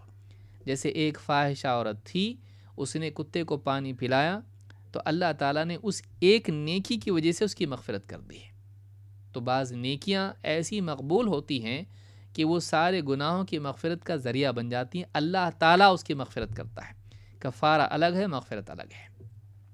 نیکیوں سے گناہوں کا کفارہ ہوتا رہتا ہے، لیکن اللہ کسی کی نیکی سے کے سارے گناہوں کو معاف کر دے، یہ بھی ممکن ہے۔ لیکن اس میں قاعدہ یہ ہے کہ سارے گناہ معاف ہو سکتے ہیں، شرک معاف نہیں ہو سکتا ہے۔ کیوں؟ اس لیے کہ شرک کے ساتھ کوئی نیکی ہے ہی نہیں۔ لئن اشرکت لیحبطن عملک، اگر تو نے شرک کیا تیرا عمل برباد کر دیا جائے گا۔ تو شرک کے ساتھ نیکی نفع نہیں دیتی ہے، اور شرک ایسا گناہ ہے کہ اللہ رب العالمین نے قرآن کریم میں اس کی مغفرت کے بارے میں صاف کہہ دیا، ان اللہ لا یغفر ان یشرک بہ ویغفر ما دون ذلک لمن یشاء، کہ اللہ تعالیٰ ان اللہ لا یغفر، اللہ مغفرت نہیں کرے گا اس چیز کی، اس گناہ کی کہ اللہ کے ساتھ شرک کیا جائے۔ ہاں، شرک سے کم تر اگر کوئی گناہ ہے، اللہ جس کی چاہے گا مغفرت کرے گا، وہ بھی اللہ کی مشیت پر ہے، سب کی کرے گا ضروری نہیں ہے۔ اللہ جس کی چاہے گا مغفرت فرمائے گا۔ لہٰذا گناہ گار کا معاملہ اللہ کی مشیت پر موقوف ہے، یعنی اللہ تعالیٰ چاہے گا معاف کرے گا، جس گناہ کو چاہے گا معاف کرے گا، جس کی چاہے گا سزا دے گا، جس انسان کو چاہے گا معاف کرے گا، جس انسان کو چاہے گا سزا دے گا گناہ گاروں کو۔ یہ نہیں کہ نیک انسان کو سزا دے دے، گناہ گار کی بات ہو رہی ہے۔ تو شرک کی مغفرت نہیں۔ اسی طرح سے شرک کی قبیل سے جو دوسرے گناہ ہیں، شرک کی کیٹیگری کے جو گناہ ہیں، کفر ہے یا نفاق ہے، یہ بھی گناہ ایسے ہیں کہ ان کی مغفرت نہیں ہے۔ یہ تینوں گناہ، شرک، کفر اور نفاق اعتقادی، کفر اعتقادی، جو یہ تینوں گناہ ہیں، شرک اکبر، ان کی مغفرت قطعاً نہیں ہے، آدمی ہمیشہ کے لیے جہنم میں جائے گا۔ تو یہ بھی یاد رکھیں۔ تو ایک انسان اگر نیکی گناہ لے کر آتا ہے تو اللہ تعالیٰ اس کا اتنا ہی گناہ لکھے گا، اور یہ بھی ممکن ہے کہ اللہ تعالیٰ اگر وہ مومن ہے تو اللہ تعالیٰ اس کی مغفرت کر دے۔ تو یہ بہت ہی پیاری حدیث تھی جس میں ہم نے یہ 4 باتیں دیکھی، عمل کرنے والے کے اعتبار سے اور نیت کرنے والے کے اعتبار سے۔ اس میں کہ اللہ کسی نیکی کو ضائع نہیں کرتا ہے، اور اللہ رب العالمین کسی گناہ کرنے والے پر اس کے گناہ سے زیادہ اس کو سزا نہیں دیتا ہے، بلکہ اس پر اتنا ہی گناہ لکھا جاتا ہے جتنا اس کا عمل ہے۔ لہٰذا انسان کو ہمیشہ اللہ رب العالمین سے حسن ظن رکھنا چاہیے، اور اعمال کے سلسلے میں حساس ہونا چاہیے، اپنی نیتوں کو صحیح کرنا چاہیے۔ گناہوں کی نیت اگر کی ہے اس کو ترک کرنا چاہیے اللہ کے لیے۔ یہ مراد نہیں کہ زبردستی گناہ کی نیت کرے، اس لیے کہ وہ اچھی چیز نہیں ہے۔ اگر یہ محمود ہوتا تو نبی صلی اللہ علیہ وسلم اس کی ترغیب دیتے۔ کوئی آدمی عقل چلائے کہ ماشاءاللہ بیٹھے بیٹھے کام کرتے گناہوں کی نیت کرتے ہیں، اور پھر اللہ کے ڈر سے اس کو چھوڑیں گے، یہ جاہل ہے، کیونکہ نبی صلی اللہ علیہ وسلم نے ایسا کرنا سکھایا نہیں ہے۔ اور عقل مند اگر ہوتا تو گناہ کی نیت کر کے چھوڑنے کی بجائے نیکیوں کی نیت کرتا، اتنا ہی وقت اس کا خیر میں لگتا ہے، تاکہ اس کو اس کا ثواب ملتا، کیونکہ اس میں ایک ہی سٹیپ ہے، اس میں 2 ہے۔ یاد رکھیں اس کو، نیکی کی نیت کرنے میں ایک ہی کام ہے، نیکی کی نیت کرو، لیکن گناہ کی نیت کے بارے میں 2 کام ہیں، گناہ کی نیت کرنا، نیت کو چھوڑنا۔ تو خواہ کیوں آدمی جائے، نیت کرا اور مر گیا تو کیا کرے گا؟ یہاں تو نیت نیکی کی کر کے مر جائے تب بھی خیر ہے۔ تو کوئی ایسی عقل نہ چلائے، بعض اوقات شیطان اس طرح کی بھی دھوکے انسان کو دیتا ہے۔ تو یہ حدیث ہم نے سمجھی، آئیے ہم اگلی حدیث کو سمجھنے کی کوشش کرتے ہیں، جو کہ ایک بہت ہی اہم حدیث ہے، اور بعض لوگوں کے سمجھنے میں اس میں بڑی مشکلات پیش آتی ہیں، اور کچھ لوگ اس کی وجہ سے اس حدیث کو غلط سمجھ کے گمراہ بھی ہوئے۔ اور یہ حدیث ولایت ہے۔ اس حدیث میں ولایت کے حصول اور اس کے نتائج، اس کے لوازمات کو ذکر کیا گیا ہے۔ آئیے حدیث کے الفاظ دیکھتے ہیں۔ عن ابی ہریرہ رضی اللہ تعالی عنہ قال قال رسول اللہ صلی اللہ علیہ وسلم ان اللہ تعالی قال من عادى لي وليا فقد آذنته بالحرب وما تقرب إلي عبدي بشيء अहब्ब इलैया मिम्मा अफ्तरत्तु अलैहि वला यज़ालु अब्दी यतक़र्रबु इलैया बिन्नवाफ़िल हत्ता उहिब्बह फ़इज़ा अहबब्तुहु कुन्तु समअहु अल्लज़ी यस्मअु बिही व बसरहु अल्लज़ी युबसिरु बिही व यदहु अल्लती यब्तिशु बिहा व रिजलहु अल्लती यमशी बिहा व इन सअलनी अअतैतुहु व लइन इस्तआदनी लउईदन्नहु रवाहुल बुखारी। अबू हुरैरा रज़ियल्लाहु तआला अन्हु से रिवायत फरमाते हैं कि प्यारे रसूल सल्लल्लाहु अलैहि वसल्लम ने इरशाद फरमाया, अल्लाह ताला अल्लाह ताला क़ाल, अल्लाह ताला का फरमान है, अल्लाह ताला फरमाता है, जो मन आदा ली वलियन, जो मेरे किसी वली से दुश्मनी कर बैठे, जो मेरे किसी वली से दुश्मनी करे, फ़क़द आज़नतुहु बिल हर्ब, मेरा उसके साथ जंग का ऐलान है। वमा तक़र्रब इलैया अब्दी बिशैइन अहब्ब इलैया मिम्मा अफ्तरत्तु अलैहि, बंदा मेरा तक़र्रुब किसी चीज़ से वैसे नहीं कर सकता है जैसे उन आमाल से कर सकता है जो मैंने उस पर फ़र्ज़ किए हैं। वमा तक़र्रब इलैया अब्दी बिशैइन अहब्ब इलैया मिम्मा अफ्तरत्तु अलैहि, सबसे ज़्यादा महबूब मुझको ये है कि बंदा फ़राइज़ से मेरा तक़र्रुब इख्तियार करे, इससे बढ़ के कोई चीज़ नहीं। फ़राइज़ से बढ़ के मेरा तक़र्रुब किसी चीज़ से बंदा हासिल करने की कोशिश करे, हो ही नहीं सकता है। फ़राइज़ सबसे ज़्यादा मेरे नज़दीक महबूब हैं और इसका तक़र्रुब सबसे ज़्यादा मेरे नज़दीक महबूब है। वला यज़ालु अब्दी यतक़र्रबु इलैया बिन्नवाफ़िल हत्ता उहिब्बहु, और बंदा मेरा तक़र्रुब, मेरी नज़दीकी नवाफिल के ज़रिए से हासिल करता रहता है, यहाँ तक कि मैं उसे अपना महबूब बना लेता हूँ।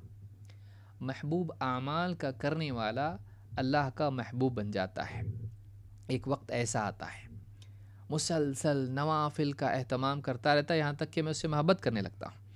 फ़इज़ा अहबब्तुहु, फिर जब मैं उससे मोहब्बत करने लगता हूँ, कुन्तु समअहु अल्लज़ी यस्मअु बिही, तो मैं उसका कान बन जाता हूँ जिससे वो सुनता है।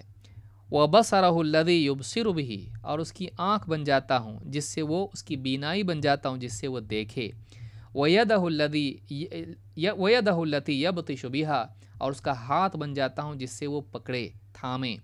वरिजलहु अल्लती यमशी बिहा, और उसके पाँव बन जाता हूँ जिससे वो चले। व इन सअलनी अअतैतुहु, और अगर वो मुझसे मांगे तो मैं उसे अता करता हूँ, मैं उसे अता करता हूँ। वला इन इस्तआज़नी लउईदन्नहु, और मुझसे पनाह मांगे तो मैं उसे पनाह देता हूँ। इस हदीस को इमाम अल बुखारी ने रिवायत किया है, सिर्फ बुखारी ने इसको रिवायत किया है। आइए इस हदीस को, और बहुत से लोगों के लिए हदीस मुश्किल है, अहले इल्म इसको देखिए, इंसान की नीयत अगर सही समझने की हो तो कोई गड़बड़ नहीं होती है, वरना आदमी की चाहत अगर गलत हो, उसके दिल में अगर टेढ़ हो, तो उसकी समझ में सारी बातें उल्टी आती हैं। अगर सही तौर से समझने की कोशिश की जाए तो सब सही समझ में आता है। मन आदा ली वलियन, सबसे पहली बात क्या है? पहली बात हदीस में है, जो मेरे किसी वली से दुश्मनी मोले, दुश्मन बन जाए मेरे किसी वली का, तो क्या फरमाया? फ़क़द आज़नतुहु बिल हर्ब, मेरा उसके साथ, अल्लाह ताला फरमा रहा है, मेरा उसके लिए जंग का ऐलान है। अल्लाह का वली कौन है? अल्लाह का वली कौन है? इब्न तैमिया रहमतुल्लाह अलैह फरमाते हैं वल वलायतु, और इब्न तैमिया ने वलाया और विलाया में फ़र्क किया है लुगत के एतबार से। अल वलाया कहते हैं अल वलायतु ज़िद्दुल अदावा व अस्लुल वलायति अल महब्बतु वल क़ुर्ब। कहते हैं विलायत, या हमारे विलायत उसको कहा जाता है, कहते हैं विलायत अदावत की ज़िद है, अदावत दुश्मनी, विलायत उसकी ज़िद है, दोस्ती। व अस्लुल वलायति अल महब्बतु वल क़ुर्ब, और विलायत की असल महब्बत और नज़दीकी है। विलायत की असल महब्बत और नज़दीकी है। अल्लाह किसी से महब्बत करता है, उसे अपना मुक़र्रब बना लेता है, नज़दीकी बना लेता है, करीब बना लेता है। मजमुल फतावा जिल्द 11 सफ़ा नंबर 160। अल्लाह ताला ने वली کون ہوتا ہے؟ اللہ نے قرآن کریم میں بھی اس کو بیان کیا. اللہ نے فرمایا الا ان اولیاء اللہ لا خوف علیہم ولا هم یحزنون. خبردار، اللہ کے اولیاء ان پر نہ کوئی خوف ہوگا اور نہ وہ غمگین ہوں گے. الذین آمنوا وکانوا یتقون، یہ وہ لوگ ہیں جو ایمان لائے اور اللہ سے ڈرتے رہیں، پرہیزگاری کی زندگی گزارتے رہیں. سورہ یونس آیت نمبر 64. اس آیت میں اللہ تعالیٰ نے بتلایا کہ اولیاء کے لیے آخرت میں خوف و غم نہیں. خوف مستقبل کا، غم ماضی کا. ماضی اور مستقبل دونوں کی پریشانی دور، سکون و چین سے خوشحال زندگی گزاریں گے جنت میں. ان کی علامت کیا ہے؟ الذین آمنوا وکانوا یتقون. ولی کون ہوتا ہے؟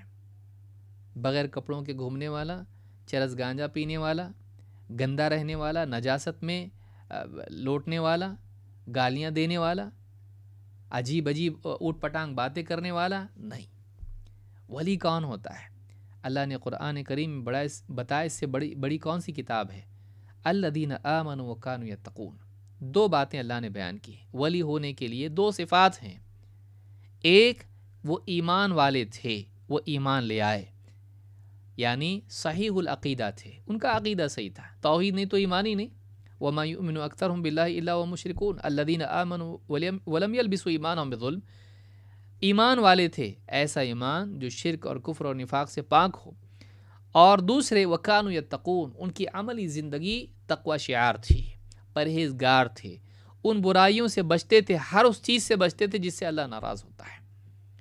تو جن کا عقیدہ صحیح اور جن کے اعمال میں پرہیزگاری، یہ 2 چیزیں اگر کسی انسان میں ہے تو جس درجے میں یہ اس میں ہیں، اس درجے کا وہ اللہ کا ولی ہے. ایک ہے ولایت عامہ اور ایک ہے ولایت خاصہ. پھر جب اعلیٰ درجے کا ایمان اور اعلیٰ درجے کا تقوی اس کی زندگی میں ہو، پرہیزگاری ہو، تو ایسا انسان اعلیٰ درجے کا ولی ہوتا ہے جو خصوصی ولایت اللہ تعالیٰ کی ہے. تو یہ ولی ہے اللہ کا. یوں ہی کوئی ولی نہیں بن جاتا اللہ کا. عجیب عجیب کام کرنے والا، عجیب باتیں بیان کرنے والا. ابن رجب رحمہ اللہ فرماتے ہیں فَأَوْلِيَاءُ اللَّهِ هُمُ الَّذِينَ يَتَقَرَّبُونَ إِلَيْهِ بِمَا يُقَرِّبُهُم مِّنْهُ. اللہ کے اولیاء وہ ہیں جو اللہ تعالیٰ سے ان اعمال کے ذریعے قریب ہوتے ہیں جو اعمال اللہ سے قرب اس کے لیے میسر کرنے والے ہیں. اللہ سے قریب کرنے والے اعمال کے ذریعے سے وہ کوشش کرتے ہیں کہ اللہ کا قرب انہیں نصیب ہو. وَأَعْدَاؤُهُ الَّذِينَ أَبْعَدَهُمْ عَنْهُ بِأَعْمَالِهِمْ الْمُقْتَضِيَةِ لِطَرْدِهِمْ وَإِبْعَادِهِمْ مِنْهُ. اور اللہ کے دشمن کون ہیں؟ اللہ کے دشمن وہ ہیں جنہیں اللہ تعالیٰ نے اپنے سے دور کر دیا ہے ان اعمال کی وجہ سے جو اللہ تعالیٰ کے ہاں دھتکارے جانے اور اللہ سے دور کرنے والے اعمال ہیں، جو اس کو اس لائق بناتے ہیں کہ اللہ ان کو دھتکار دے. معلوم ہوا کہ اللہ کا قرب یا اللہ سے دوری اعمال کا ہوتی ہے کہ آدمی عمل کر کے اللہ کے قریب بنتا ہے، واسجد واقترب، یا پھر برائیاں کر کے اللہ سے دور ہو جاتا ہے گناہ کر کے. تو ایک انسان اعمال کی وجہ سے قرب حاصل کرتا ہے. تو ولی وہ ہوتا ہے جو ان اعمال کا اہتمام کرتا ہے جو اللہ سے قریب کرنے والے ہیں. اور اللہ نے اس کو بتایا کہ کون سے اعمال اللہ سے قریب کرنے والے ہیں، اپنے رسول کے ذریعے سے صلی اللہ علیہ وسلم. آگے آئے گا. صالح علی الشیخ کہتے ہیں والولی عند اہل سنت والجماعت عرف بأنه یعنی عرفه بعض العلماء بأنه كل مؤمن تقی لیس بنبی.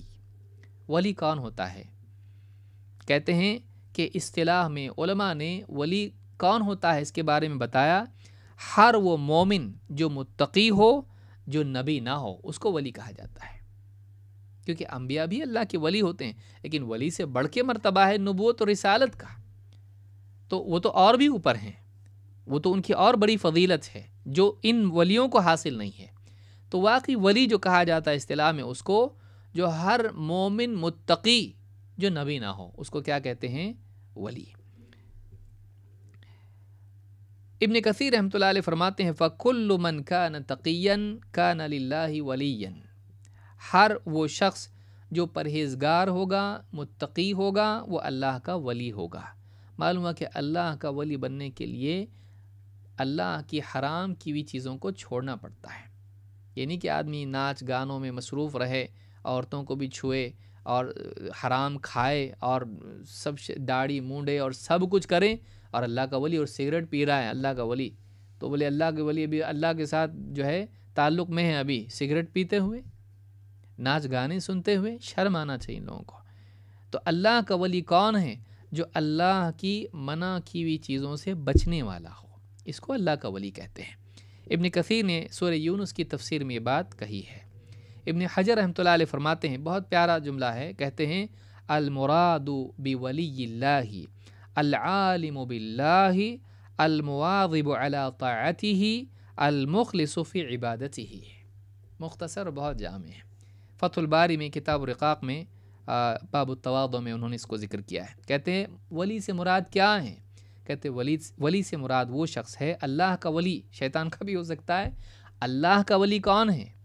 اللہ کا ولی وہ ہے، نمبر 1 العالم باللہ، جو اللہ کو جانتا ہو، اللہ کی ذات و صفات کی معرفت اس کو ہو، اللہ کے حقوق کی معرفت اس کو ہو، اللہ رب العالمین کا تعارف اس کو ہو، اللہ کو پہچاننے والا ہو۔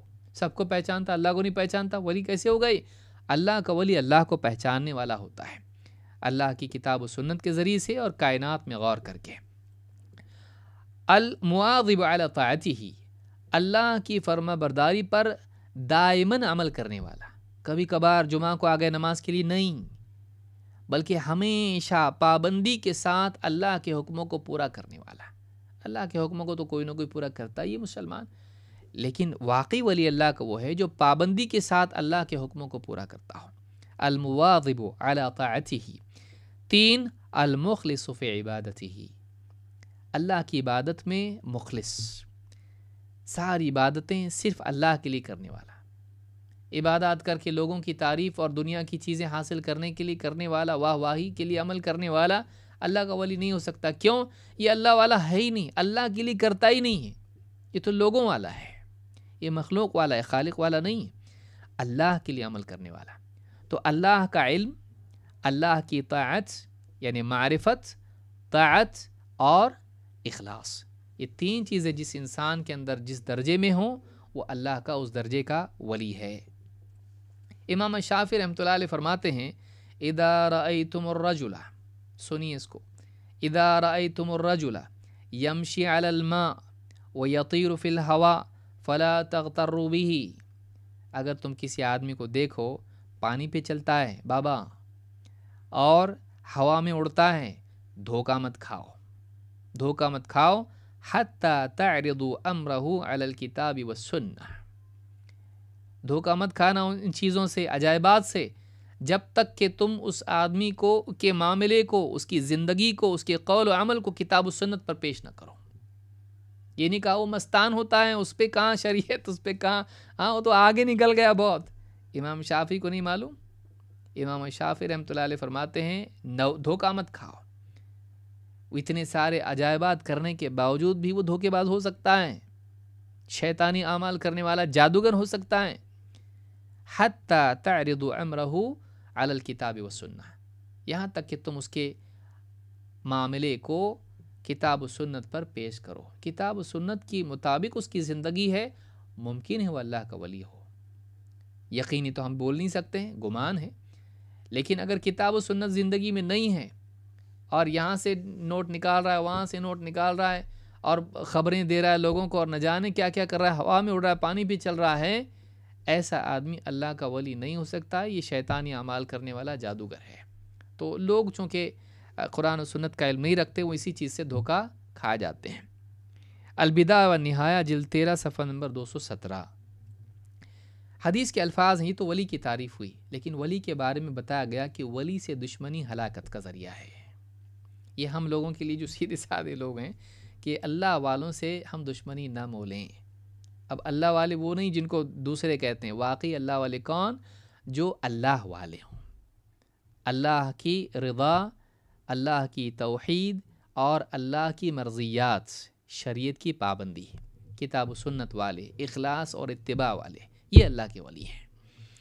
ایسے لوگوں کے بارے میں فرمایا من عادى لی ولیا فقد آذنتہ بالحرب، جو میرے کسی ولی سے دشمنی مولے، دشمنی کرے، خواہش کی بنیاد پر ہو، اس سے دشمن ہو جائے، اعدا دونوں طرف سے دشمنی کے لیے بھی آتا ہے۔ علماء نے کہا کہ اس کی بھی گنجائش ہے، جیسے اللہ کا ولی بھی اس کا دشمن ہو اور یہ اس کا دشمن ہے۔ اللہ کا ولی کیوں دشمن ہے؟ شریعت کی بنیاد پر صحابہ کی شان میں گستاخیاں کرتا ہے، جیسے رافض ہیں، یا بدعتی ہے، یا گناہ گار ہے اور لوگوں پر ظلم کرتا ہے، تو اللہ کا ولی ایک نیک بندہ اس سے نفرت رکھتا ہے، اس کا دشمن ہے، اس کو پسند نہیں کرتا ہے، اور وہ بھی اس کے ساتھ بدتمیزی کرتا ہے، وہ بھی اس پر ظلم کرتا ہے، تو یہ دونوں جانبین سے عداوت ہوئی۔ تو کہا، اور کبھی ایسا بھی ہوتا ہے کہ ولی کی طرف سے کچھ نہیں ہے، درگزر کا معاملہ، اور اس کی طرف سے اس پر ظلم ہے۔ من عادى لي وليا، اس لیے شبہ بعض علماء نے کہا کہ عادہ ہے تو دونوں طرف سے ہوگا معاملہ، تو اس کی کیا صورت ہو سکتی؟ تو یہ صورت ہو سکتی ہے۔ تو کہا کہ جو میرے کسی ولی سے دشمنی مولے، دشمن بن جائے اس کا، تو میری طرف سے اس کے لیے جنگ کا اعلان ہے۔ ابن رجب رحمہ اللہ فرماتے ہیں فَأَوْلِيَاءُ اللَّهِ تَجِبُ مُوَالَاتُهُمْ وَتَحْرُمُ مُعَادَاتُهُمْ، اللہ کے اولیاء ان سے محبت اور دوستی واجب ہے۔ بعض لوگ کہتے ہیں تم لوگ اولیاء کو نہیں مانتے۔ بھائی اولیاء کو مانتے ہیں، لیکن چرس گانجے والوں کو نہیں مانتے، ننگے ناچنے والوں کو ہم نہیں مانتے۔ ویسے ہی جیسے کوئی آدمی کہے تم لوگ عیسیٰ علیہ السلام کو نہیں مانتے، ہم عیسیٰ علیہ السلام کو مانتے ہیں، اللہ کا بیٹا نہیں مانتے، اللہ کا رسول مانتے ہیں۔ تو ماننا کیسے مانا جائے؟ جیسے تم بتا رہے ویسے مانے، یا جیسے اللہ اور اس کے رسول نے بتایا ویسے مانے، جیسے ہمارے صحابہ اور اسلاف نے بتایا ویسے مانے۔ تو ماننے کی صورت کیا ہے یہ تو طے ہو، صحیح ماننا غلط ماننا بھی تو ہو سکتا ہے۔ تو اولیاء کو مانا جائے۔ ابن رجب رحمہ اللہ فرماتے ہیں فَأَوْلِيَاءُ اللَّهِ تَجِبُ مُوَالَاتُهُمْ وَتَحْرُمُ مُعَادَاتُهُمْ، اللہ کے اولیاء سے محبت اور دوستی واجب ہے اور ان سے دشمنی حرام ہے۔ دشمن مت بنو، کیوں؟ اللہ کی طرف سے جنگ کا اعلان ہے۔ اس میں سارے علماء، محدثین، فقہاء اور جتنے بھی اللہ والے ہیں، صالحین، وہ سب داخل ہیں اس کے اندر۔ ان کے ساتھ دشمنی نہیں مولنا، اپنی آخرت خراب نہیں کرنا، دنیا بھی خراب ہوتی بعض اوقات، جیسا کہ آگے آئے گا۔ کما ان اعداءہ تجب معاداتہم وتحرم موالاتہم، جیسا اللہ کے جو دشمن ہیں ان سے دشمنی واجب ہے اور ان سے دوستی حرام ہے۔ جو فساق ہیں، فجار ہیں، دین کے دشمن ہیں، دین کے دشمنوں سے، اللہ کے دشمنوں سے کیسے دوستی کر سکتا ہے آدمی؟ اپنے گھر والوں کے دشمن سے نہیں کرتا ہے تو اللہ کے دشمن سے کیسے کرے گا دوستی؟ تو یہ بھی اللہ کی محبت کا تقاضا ہے کہ اللہ جس سے بغض رکھے بندہ بھی اس سے بغض رکھے۔ جو اللہ کے دین کا دشمن ہو آدمی اس کا دشمن ہو، اس کے ساتھ کیا کرے وہ شریعت کے تابع ہے، لیکن دل میں اس کے لیے عداوت ہونا چاہیے۔ اس سے خوش نہیں ہوگا جو اللہ کے دین کا دشمن ہوگا، اللہ کا دشمن ہوگا۔ قال اللہ فرماتے ہیں قال تعالی لا تتخذوا عدوی وعدوکم اولیاء، خود اللہ تعالیٰ نے اس کا حکم دیا ہے، فرمایا کہ میرے اور خود تمہارے جو دشمن ہیں ان کو اپنا دوست مت بناؤ۔ یہ سورہ الممتحنہ میں اللہ نے آیت نمبر 1 میں فرمایا کہ میرے اور تمہارے جو دشمن ہیں، جو اللہ کے دشمن ہیں اور خود ایمان والوں کے دشمن ہیں، ان کو اپنا تم دوست مت بناؤ۔ یعنی قلبی محبت ان سے نہ ہو۔ احسان ہو سکتا ہے کسی پر ہو جو اس کا مستحق ہو، لیکن قلبی محبت نہیں۔ محبت الگ چیز ہے اور رحم الگ چیز ہے۔ دشمن پہ بھی رحم آتا ہے۔ کوئی آدمی بہت برا انسان تھا، دیکھا بری موت مر رہا ہے، آدمی کو رحم آتا ہے اس پہ۔ بیمار پڑا ہوا ہے، فلاں دواخانے میں ہے، آدمی کو دیکھ کے رحم آتا ہے، اگرچہ زندگی بھر دشمن تھا، ابھی بھی اس کو پسند نہیں کرتا اس کی بد اخلاقی اور اس کی برائیوں کی وجہ سے، لیکن اس پر رحم آتا ہے انسان کو۔ لیکن ضروری نہیں کہ محبت بھی دل میں پیدا ہو۔ محبت ایک الگ صفت ہے، رحم ایک الگ صفت ہے۔ اللہ تعالیٰ سارے بندوں پر دنیا میں رحم فرماتا ہے، اور ہم کو بھی زمین والوں پر رحم کرنے کے لیے کہا گیا، لیکن محبت کا معاملہ الگ ہے، وہ خصوصی تعلق ہوتا ہے جو اپنوں سے ہوتا ہے۔ تو یہ الگ چیز ہے، دونوں میں فرق ہے۔ تو اس آیت سے معلوم ہوا کہ اللہ کے اولیاء سے، اللہ کے دشمنوں سے محبت نہیں، اور اہل علم نے کہا کہ اللہ کے اولیاء سے محبت ہونی چاہیے، دشمنی نہیں۔ اس تعلق سے کہ اللہ کے نبی صلی اللہ علیہ وسلم فرما رہے، اللہ کا فرمان ہے من عادى لي وليا فقد آذنته بالحرب، جو میرے ولی سے دشمنی رکھے میرا اس کے لیے جنگ کا اعلان ہے۔ یہ جو معاملہ اللہ کا ہے بڑا سنگین ہے۔ اس تعلق سے بھی کچھ چیزیں دیکھتے ہیں جو اخیر کے الفاظ بھی حدیث کے ہیں، لیکن شروعات ہی میں اس کو دیکھ لیتے ہیں تاکہ معاملے کی سنگینی اور اللہ کا جنگ کا اعلان یہ کتنا بھیانک معاملہ ہے یہ بھی ہماری سمجھ میں آئے۔ جابر ابن سمرہ رضی اللہ، دو واقعات میں بیان کروں گا جو صحیح بخاری میں موجود ہیں۔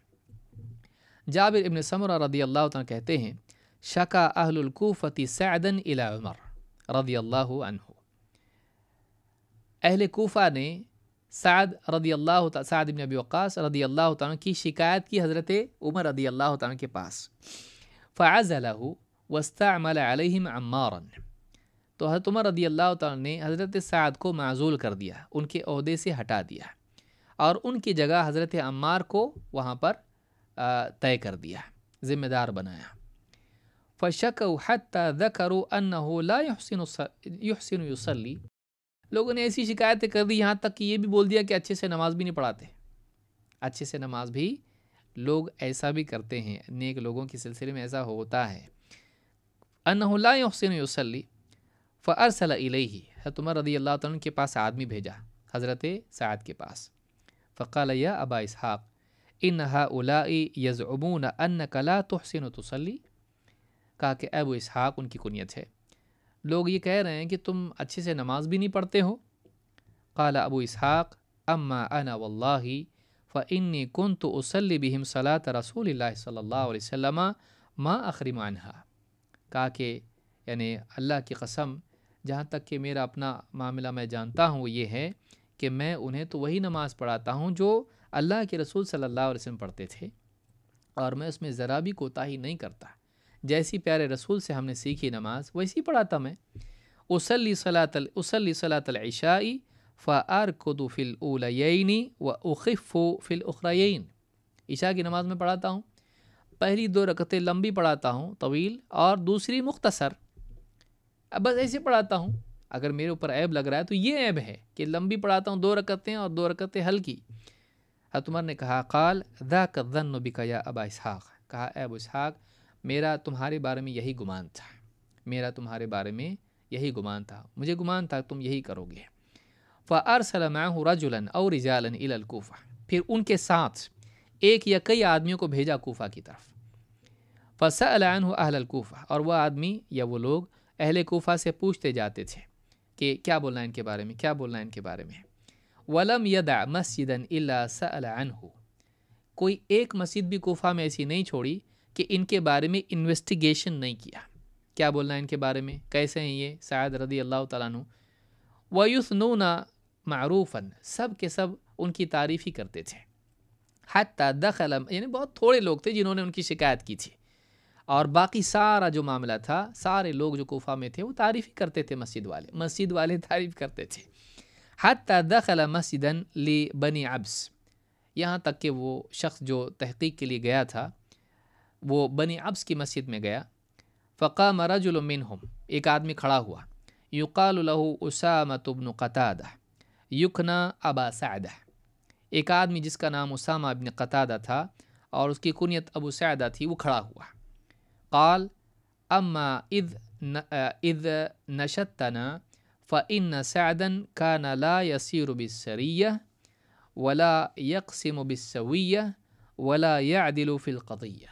سبحان اللہ، اس نے کہا دیکھو اب بولنا تو نہیں چاہتا، آدمی بولنے والا کیسا بولتا ہے، بولنا تو نہیں چاہتا تھا لیکن اب نے پوچھا ہے تو بتانا پڑے گا، تو اب جب تم نے پوچھا ہی ہے تو سن لو، بتا رہا ہوں۔ کیا کہتے ہیں سعد جو ہے، سعد رضی اللہ تعالیٰ عنہ شکایت کر رہا ہے، کہا کہ سعد جو ہے یہ جنگ میں سریہ میں جاتے نہیں، یہیں رہتے ہیں اور لوگوں کو بھیجتے ہیں، اور عدل کے ساتھ انصاف سے مال لوگوں میں تقسیم نہیں کرتے، اور جب قضا کرتے ہیں، فیصلہ کرتے ہیں 2 لوگوں کے بیچ میں تو اس میں بھی انصاف نہیں کرتے ہیں، اس میں بھی عدل و انصاف نہیں کرتے، لوگوں کو بھیجتے ہیں، خود جاتے نہیں جنگ میں، 2 لوگوں میں مال تقسیم کرتے تو برابر نہیں کرتے، صحیح ڈھنگ سے نہیں کرتے، اور 3 یہ لوگوں میں جب فیصلہ کرتے ہیں تو فیصلہ بھی عدل کے مطابق نہیں کرتے، تہمت لگائی۔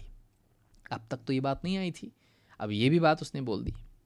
قال سعد، اب دیکھیے اللہ ہم سب کی حفاظت فرمائے۔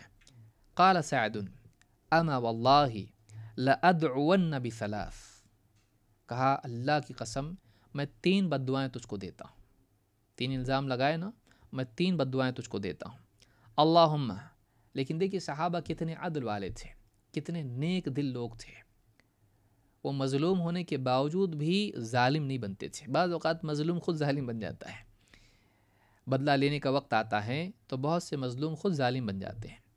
کہا اللہم ان کان عبدک ھذا کاذبا قام ریاء وسمعہ، کہا کہ اللہ اگر یہ جو بندہ ہے، اگر یہ کھڑا ہوا ہے میرے خلاف، یعنی یہ بندہ جو ہے جھوٹا ہے، اگر یہ اپنی بات میں اگر یہ جھوٹا ہے اور یہ لوگوں کو دکھانے کے لیے اور لوگوں کو سنانے کے لیے بس ریاکاری کے طور پر مجھ پر الزام لگا رہا ہے، فَأَطِلْ عُمْرَهُ فَأَطِلْ عُمْرَهُ، اس کو لمبی عمر دے، اس کو لمبی عمر دے، بڑھاپے تک اس کو لمبی عمر دے۔ وَأَطِلْ فَقْرَهُ، اور اس کو بالکل کنگال اور اس کو فقر و فاقے میں مبتلا کر دے۔ وَعَرِّضْهُ بِالْفِتَنِ، اور اس کو فتنوں میں ڈال دے، اس کو فتنوں میں ڈال دے۔ بد دعا اس کی دی۔ کہتے ہیں وَكَانَ بَعْدُ اِذَا سُئِلَ يَقُولُ، وہ اس آدمی کا حال بعد میں ہوا، ان کی بد دعا لگ گئی اس کو، بعد کی عمر میں لمبی عمر اس کو ملی۔ اور وَكَانَ بَعْدُ اِذَا سُئِلَ يَقُولُ، اس سے پوچھا جاتا کیوں اسے تمہارا حال ہوا، کہتا تھا شیخ کبیر مفتون اصابتنی دعوت سعد، کہتا تھا میں بوڑھا آدمی ہوں جو فتنے میں مبتلا ہو گیا ہوں، مجھے سعد کی بد دعا لگ گئی، مجھے سعد کی بد دعا لگ گئی۔ قال عبد الملک، راوی حدیث کے کہتے ہیں عبد الملک، فَأَنَا رَأَيْتُهُ بعد، میں نے خود اپنی آنکھوں سے اس کو دیکھا ہوں بعد کے دور میں، قد سقط حاجباہ علی عینیہ من الکبر، کہتے ہیں کہ اس کی جو بھویں ہیں اتنا بوڑھا ہو گیا تھا کہ اس کی آنکھوں پر اس کی جو ہے بھویں آ گئی تھی، اتنا گوشت لٹک گیا تھا اس کا بڑھاپے کی وجہ سے دونوں آنکھوں پر۔ وَإِنَّهُ لَيَتَعَرَّضُ لِلْجَوَارِ فِي الطُّرُقِ يَغْمِزُهُنَّ، اور بچیاں لڑکیاں جو راستے سے جاتی تھیں ان کو جو ہے یوں سے کچو کے ان کو لگاتا تھا یا ان کو اسی طرح سے یعنی چھوتا تھا، تو یعنی ایسے بگاڑ میں وہ مبتلا ہوا، اسی حال میں اس کو موت آئی۔ تو یہ بخاری اور مسلم میں حدیث موجود ہے، امام البخاری نے کتاب الآذان میں 755 پر اور امام مسلم نے 453 پر اس کو روایت کیا، اور سیاق بخاری کا ہے۔ اسے سمجھ میں آتا ہے کہ بعض نیک بندے اللہ کے مظلومی میں بعض اوقات بد دعا دے دیتے ہیں۔ اب آدمی نے کہا بد دعا کیوں دیے؟ انسان جب تڑپ کے کبھی بد دعا دے دیتا ہے، ایسے لوگوں کی بد دعا سے بچنا چاہیے۔ بلکہ اللہ کا ولی تو بہت دور کی بات ہے، ایک عام انسان بھی اتقی دعوت المظلوم، حدیث میں آیا کہ مظلوم کی بد دعا سے بچ۔ تو اگر کوئی آدمی، ایک عام انسان، وَإِن كَانَ كَافِرًا، بعض روایتوں میں یہ بھی ہے اگرچہ وہ کافر ہو، کافر بھی ہے، اگر اس پر ظلم اور اس کی مظلوم کی بد دعا سے بچ، کیونکہ اس کے اور اللہ کے درمیان، اس کی دعا کے اور اللہ کے درمیان کوئی حجاب نہیں ہوتا ہے، اللہ اس کی بد دعا کو قبول کرتا ہے۔ تڑپ کے اگر وہ بد دعا دے دے، اے اللہ میرا بدلہ تو اس سے لے لے، یا اس کے بارے میں بالتعیین اگر کچھ بول دے، تو بہت ممکن ہے کہ اللہ اس کو سزا دے گا جیسا اس انسان کو دیا۔ وہ مسلمان تھا لیکن اس نے ایک صحابی پر الزام لگایا۔ کسی کی عزت کو خراب کرنا اچھی چیز نہیں ہے۔ ایک انسان تفریح کے طور پر لوگوں میں نمایاں ہونے کے لیے، آج اس دور میں بھی ایک بہت آسان طریقہ ہے کہ کسی انسان کو، شریف النفس انسان کو بے عزت کرنا ہے، خود کچھ بڑا بننا ہے، کسی بڑے آدمی پر کیچڑ اچھالو، اپنے آپ تم کو میڈیا میں کوریج مل جاتا ہے، فیس بک پر، یوٹیوب پر، یہاں وہاں تم کو کوریج مل جاتا ہے، تم کو لوگوں کی نگاہوں میں تم آ جاتے ہو کہ یہ بھی کوئی چیز ہے۔ آسان طریقہ کیا ہے؟ کسی اچھے انسان کی عزت اچھالو تو تمہاری بات سننے کے لیے سب لوگ تمہاری طرف متوجہ ہو جاتے۔ کیوں؟ اس لیے کہ انسان عام طور سے سماج گندگی کا طالب ہوتا ہے۔ ایک آدمی کسی کی تعریف کر رہا ہے کھڑے ہو کر تو لوگ سنیں گے نہیں وہاں پر کھڑے ہو کر، لیکن کسی کے عیوب بیان کر رہا ہے تو کام چھوڑ کے اس کے پاس آ کے سنیں گے، کیا کیا بتاؤ واپس سے۔ لیکن کسی کے بارے میں کوئی کہہ رہا کہ کوئی آدمی فلاں کام کرتا ہے، نیک کام کرتا ہے، یہ کام کرتا ہے، لوگوں نے کیا ہوا، بہت بڑی بات ہے، صحابہ تو اس سے زیادہ کرتے تھے، نبی صلی اللہ علیہ وسلم اس سے زیادہ کرتے تھے، ہم بھی کرتے ہیں، اس کو اتنے دھیان سے نہیں سنے گا۔ لیکن کوئی آدمی عیوب بیان کرنا شروع کر دے، معلوم ہے کیا ہوا اس کا، معلوم ہے اس نے کیا کیا اس دن، تو کام وام چھوڑ کے سب آئے گا، بتاؤ نا بھائی کیا بات ہے۔ یہ لوگوں کی طبیعتیں بھی گندی ہوتی ہیں، ہمارے قلوب بگڑ چکے ہیں، ہمارا سماج برباد ہو چکا ہے، اور ہمارے سماج میں ایسا انسان پروان چڑھتا ہے جو صالحین پر تہمت لگانے والا ہو۔ پھر سارے اصول ہم بھول جاتے ہیں، جاءکم فاسق بنبأ فتبینوا، اگر کوئی فاسق تمہارے پاس، کوئی بدکار انسان تمہارے پاس کوئی خبر لے کر آئے تو تحقیق کر لو۔ تحقیق وغیرہ ہم سب چیزیں بھول جاتے ہیں۔ تو انہوں نے بد دعا دی، اے اللہ اگر یہ جھوٹا ہے اپنی بات میں اور بس لوگوں میں شہرت پانے کے لیے ایسا کر رہا ہے، تو اللہ اس کو لمبی عمر دے، اس کو لمبی عمر دے، اور اس کو فقر و فاقے میں مبتلا کر دے، لمبا فقر و فاقہ دے اس کو، اور اس انسان کو فتنوں میں ڈال دے، یعنی اس انسان کے بدکار ہونے کو ثابت کر دے لوگوں کے سامنے کہ یہ بگڑا ہوا آدمی تھا، اس کے اندر گندگی تھی، اس کو سامنے لیا لوگوں کو، اس کو آزما تو، ایسے حالات میں ڈال تو کہ یہ بگڑا ہوا ثابت ہو جائے۔ آزمائش جب آتی ہے، سونے کو آگ میں ڈالا جائے گا تو کیا ہوگا؟ سونا اور نکھر کے آئے گا، لیکن گندگی کو ڈالا جائے تو گندگی فنا ہو جائے گی۔ تو ایک انسان اگر اچھا ہے، جب آزمائش میں پڑتا ہے، اس آزمائش میں نکھر کے اور اچھا ثابت ہوتا ہے۔ آزمائشیں اچھے اور بروں کو ان میں تفریق کر دیتی ہیں۔ وَلَقَدْ فَتَنَّ الَّذِينَ مِن قَبْلِهِمْ فَلَيَعْلَمَنَّ اللَّهُ الَّذِينَ صَدَقُوا وَلَيَعْلَمَنَّ الْكَاذِبِينَ، ہم نے پہلوں کو بھی آزمایا ہے، تم کو بھی آزمائیں گے، تو اللہ تعالیٰ جان لے گا، اللہ دیکھ لے گا کہ کون سچے ہیں کون جھوٹے ہیں۔ آزمائشیں تفریق کرنے کے لیے ہوتی ہیں، اچھا اچھا ثابت ہوتا ہے، برا برا ثابت ہو جاتا ہے۔ اے اللہ اس کو فتنے میں ڈال دے، یعنی اے اللہ اس کو آزمائش میں ڈال تاکہ اس کا غلط ہونا لوگوں کے سامنے آ جائے، اس کا بگڑا ہوا ہونا لوگوں کے سامنے آ جائے۔ انہوں نے بد دعا دی اس کو، اور اللہ تعالیٰ نے اس بد دعا کو قبول کیا، اور اللہ رب العالمین نے اس انسان کو اس بیماری میں، اس پریشانی میں مبتلا کیا، بے عینی ہی جو مانگا اللہ نے اس کو دیا، اس مصیبت میں اس کو ڈالا۔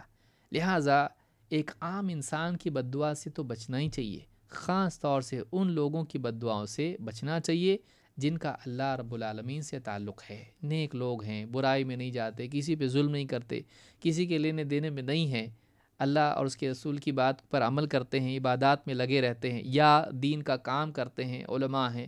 علماء کی عزتیں تو آج بہت آسان ہو گئی اڑانا، کسی کے بھی بارے میں کچھ بھی بول دو، بہت آسان ہو گیا، لیکن یہ نہیں سوچتا آدمی کہ اس عالم کی بے عزتی کرنے سے، اس پر جھوٹی تہمت لگانے سے، اس کے بارے میں بدزبانی کرنے سے دین کا نقصان بھی ہوگا کہ نہیں ہوگا، اور اللہ تعالیٰ دین کا نقصان کبھی پسند نہیں کرتا ہے۔